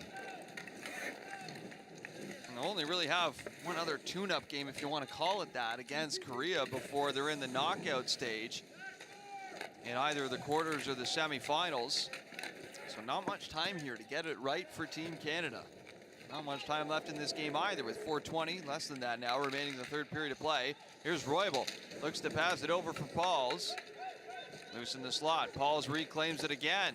Takes the shot, that one was blocked by Henry in front, and jumping right on top of that to cover up is Kingsmill. Nice pad there, I like that pad with the leaf on, matching the sweater. Those are very nice sweaters, I must say, too. They are. The pad and the sweater matching up. A lot different from back in the day when I played and we were just pretty well designing our own stuff. You still have your equipment, Paul? I still do. Don't use it very often. The body is not in the greatest shape in the world to be playing, but I still have it. Here's a chance developing right up the middle for McGregor if he can catch up to it, but he missed it by an inch. And goes piling into the end board. It's been that kind of game for Canada. What you said it there, just an inch closer, and he's got a breakaway, and he doesn't miss Tyler McGregor. Amashevich plays it down the ice for McKee. Chance developing here with numbers for the United States of America in front. Farmer scores! Canada barely miss an opportunity on one end, back the other way for the United States, and on most of the opportunities they've had in this game, they capitalize just like Farmer does to make it 5-0. And that's unfortunate the way it happens in hockey. One end, a little miss, an inch away from a breakaway from McGregor, and then here a beautiful play. No chance for Kingsmill. McKee over to Farmer. Farmer doesn't miss. You see how he waits and waits and waits and waits for Kingsmill to make that move, slips it underneath his glove. And for you young hockey players out there watching, that's how you do it. Don't just panic and shoot the puck.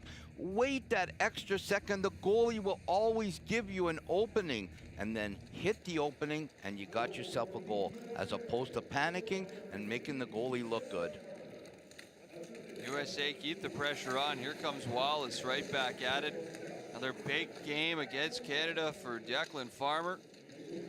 United States put up a 5 spot just like they did against Canada at the 2021 World Championship in Ostrava, where they ended up winning that game by a score of 5-1. This is going to be a tough one for the Canadians to really forget. 10 goals now in 2 games. Yes, they've been a year apart, but you don't forget this stuff, Victor.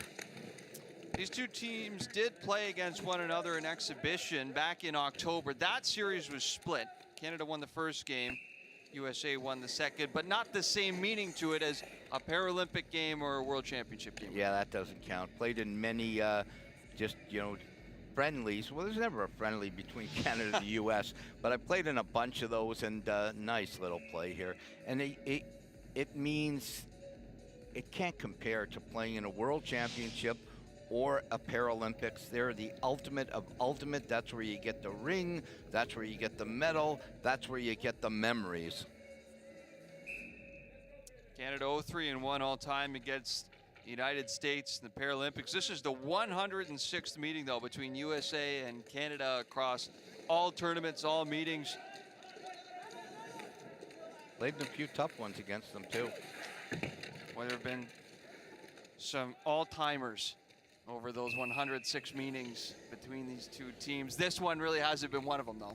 No, and you know what? I love to, you know, a long time ago, the great Scott Russell told me you can't really enjoy the future of a game if you forget the past. And we talk about greats like Todd Nicholson and Harvey Lord, and then on the American side, greats like Joe Howard and, you know, Taylor Lipsick. Just really, really good players on both countries to give it the opportunity for the guys to play now.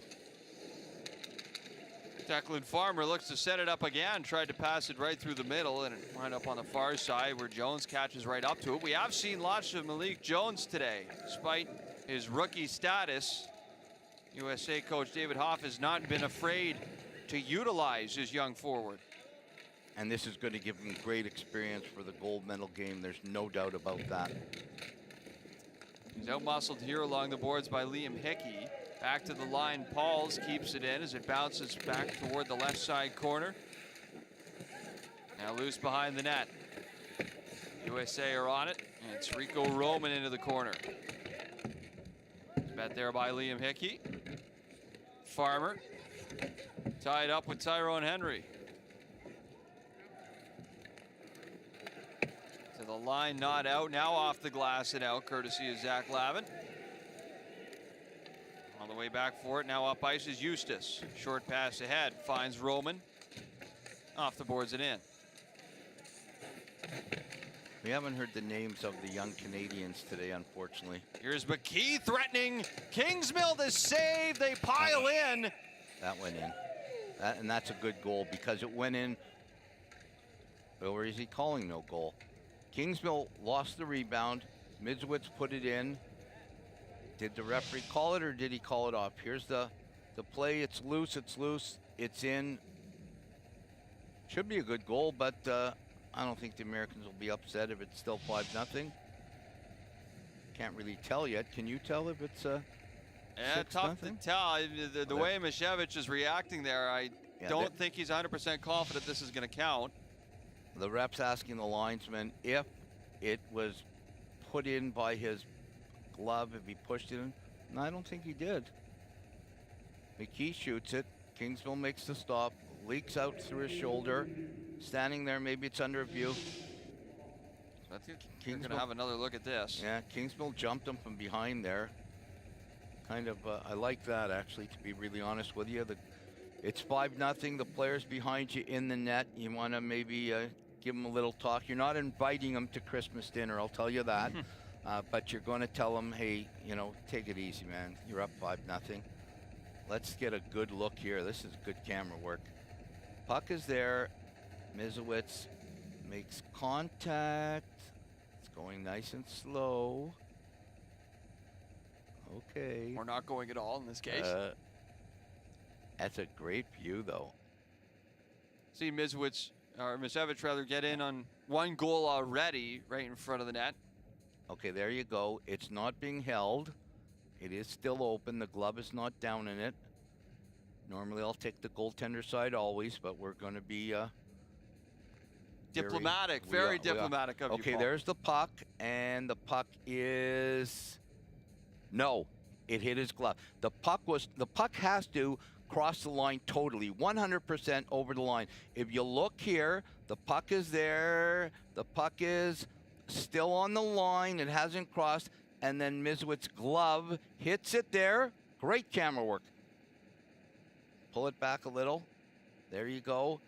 Hits his glove. It's not over the line yet. It was over the line. It's in. Right there. It hits his glove. Goes in. This will be no goal. I'm not really a betting man. I don't have much to bet. But I'm going to say it hit his glove on the line. It hasn't gone over yet. It'll be no goal. You cannot put the puck in the net with any part of your glove. Your body, yes. Not your glove. This will be no goal. Victor, I'm going to put everything I have on it. No goal. There you go. 2 for 2 for Rosie here.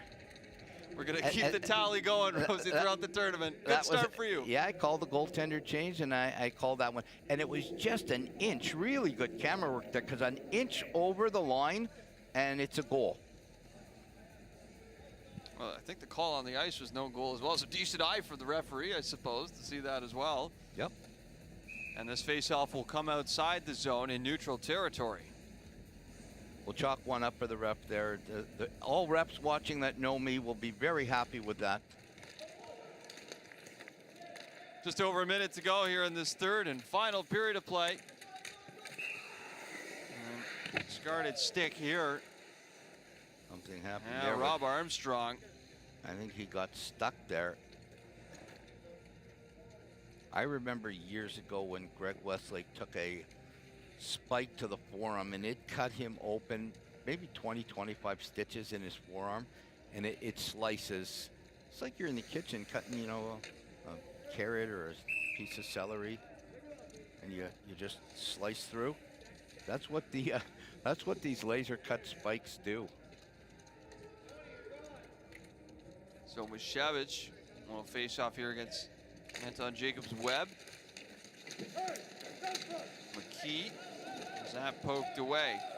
Dunn feeds it ahead to center. Move right back around for Jacobs-Webb. Sweeping right back in to take it away is Mishevich. In over the line, handled by Dixon. Bouncing puck, knocked down at center.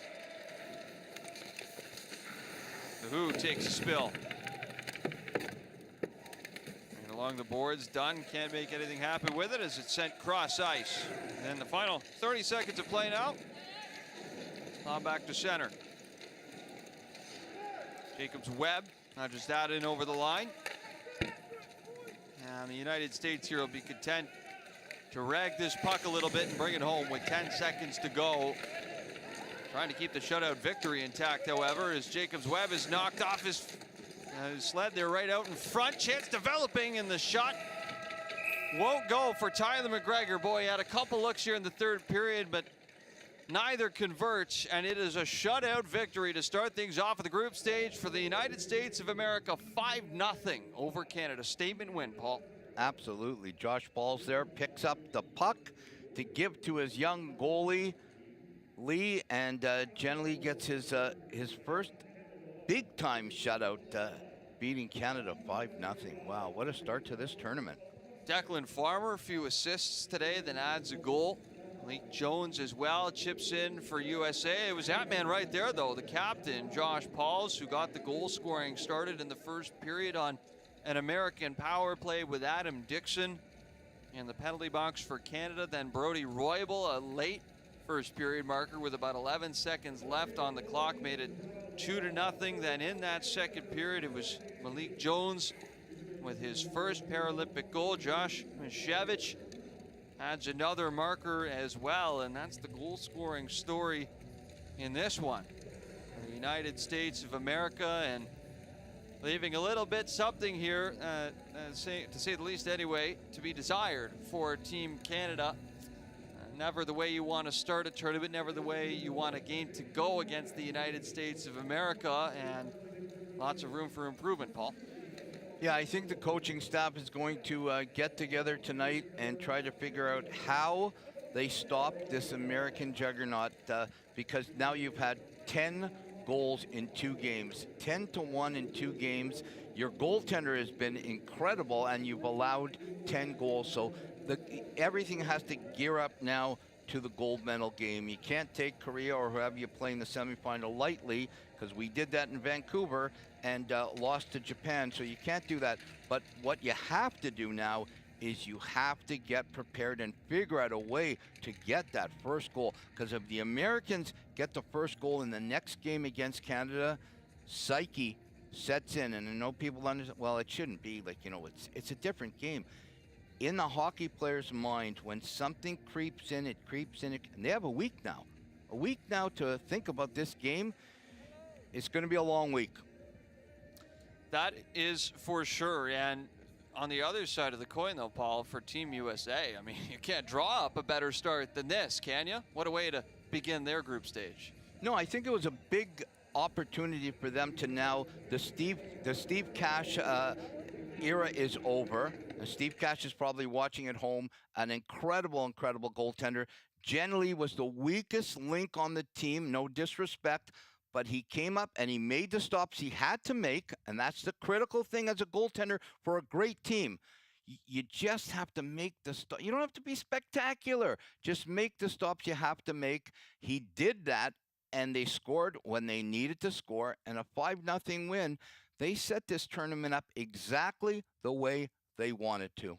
And offensively for the United States, again, the usual suspects. Declan Farmer was all over the ice today.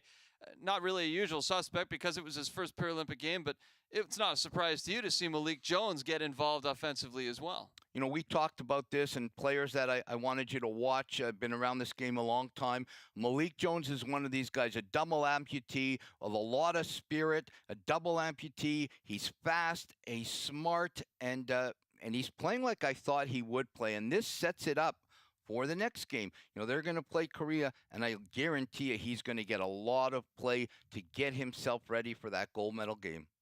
So certainly a statement win for the United States of America. They look absolutely like the team to beat now, not just on paper, but on the ice as well. Transitioning back to Team Canada, was there anybody out of the lineup today that stuck out for you as having a good game for the Canadians? I'd love to say there was, but I'm going to be honest, there wasn't. Not many great shots. Dixon with one half-decent shot that leaked out of Lee off his shoulder, but really the only one was Larocque, and people say, well, he let 4 goals in, but you know what? He really didn't have a chance at any of them, and if it wasn't for him, by the time Kingsmill came in, it would have been 9-0. So Larocque's really the only one in a losing cause that I was happy with. Everybody else has to look in the mirror and say, we've done this too many times. A silver is nice, but it's not a gold, and Canada's got as much talent as the U.S. They have to figure out a way to get a win. Well, Canada will have an opportunity to try and gather their first win of this year's Paralympic tournament in their next game. That will be against South Korea, the 3rd team in this 3-team Group A. That goes Monday. Pre-show starts at 11:55 p.m. Eastern Standard Time, 8:55 Pacific, with puck drop shortly after midnight in that one. Coming up tomorrow, plenty more Paralympic content for you. 6 a.m. Eastern, 3 p.m. Pacific. Wheelchair curling, Canada versus China. Big matchup there. Para-alpine downhill, then para-Nordic biathlon as well as CBC's coverage of Beijing 2022. The Paralympics just getting underway this week. Well, Paul, certainly lots to look forward to. It will be a shorter tournament without any game against the Russian Paralympic Committee for Canada, but they will refocus for the next game against Korea. What are you looking forward to with that matchup against the Koreans? I think in that one, you have to forget about this game now, and the tournament starts fresh for them. There's no way to sulk about it. The game is over. I think you got to come out right from the drop of the puck, be very physical, because Korea is a very physical team. You will see that.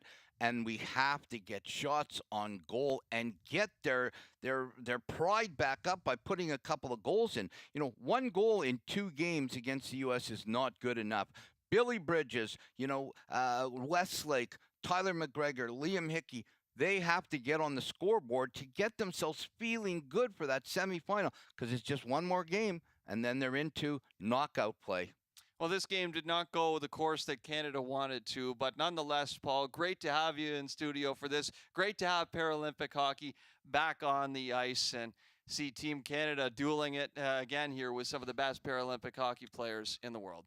Absolutely. And like I said many, many times tonight, the gold medal was not, I know some people in America might think it was not handed out tonight.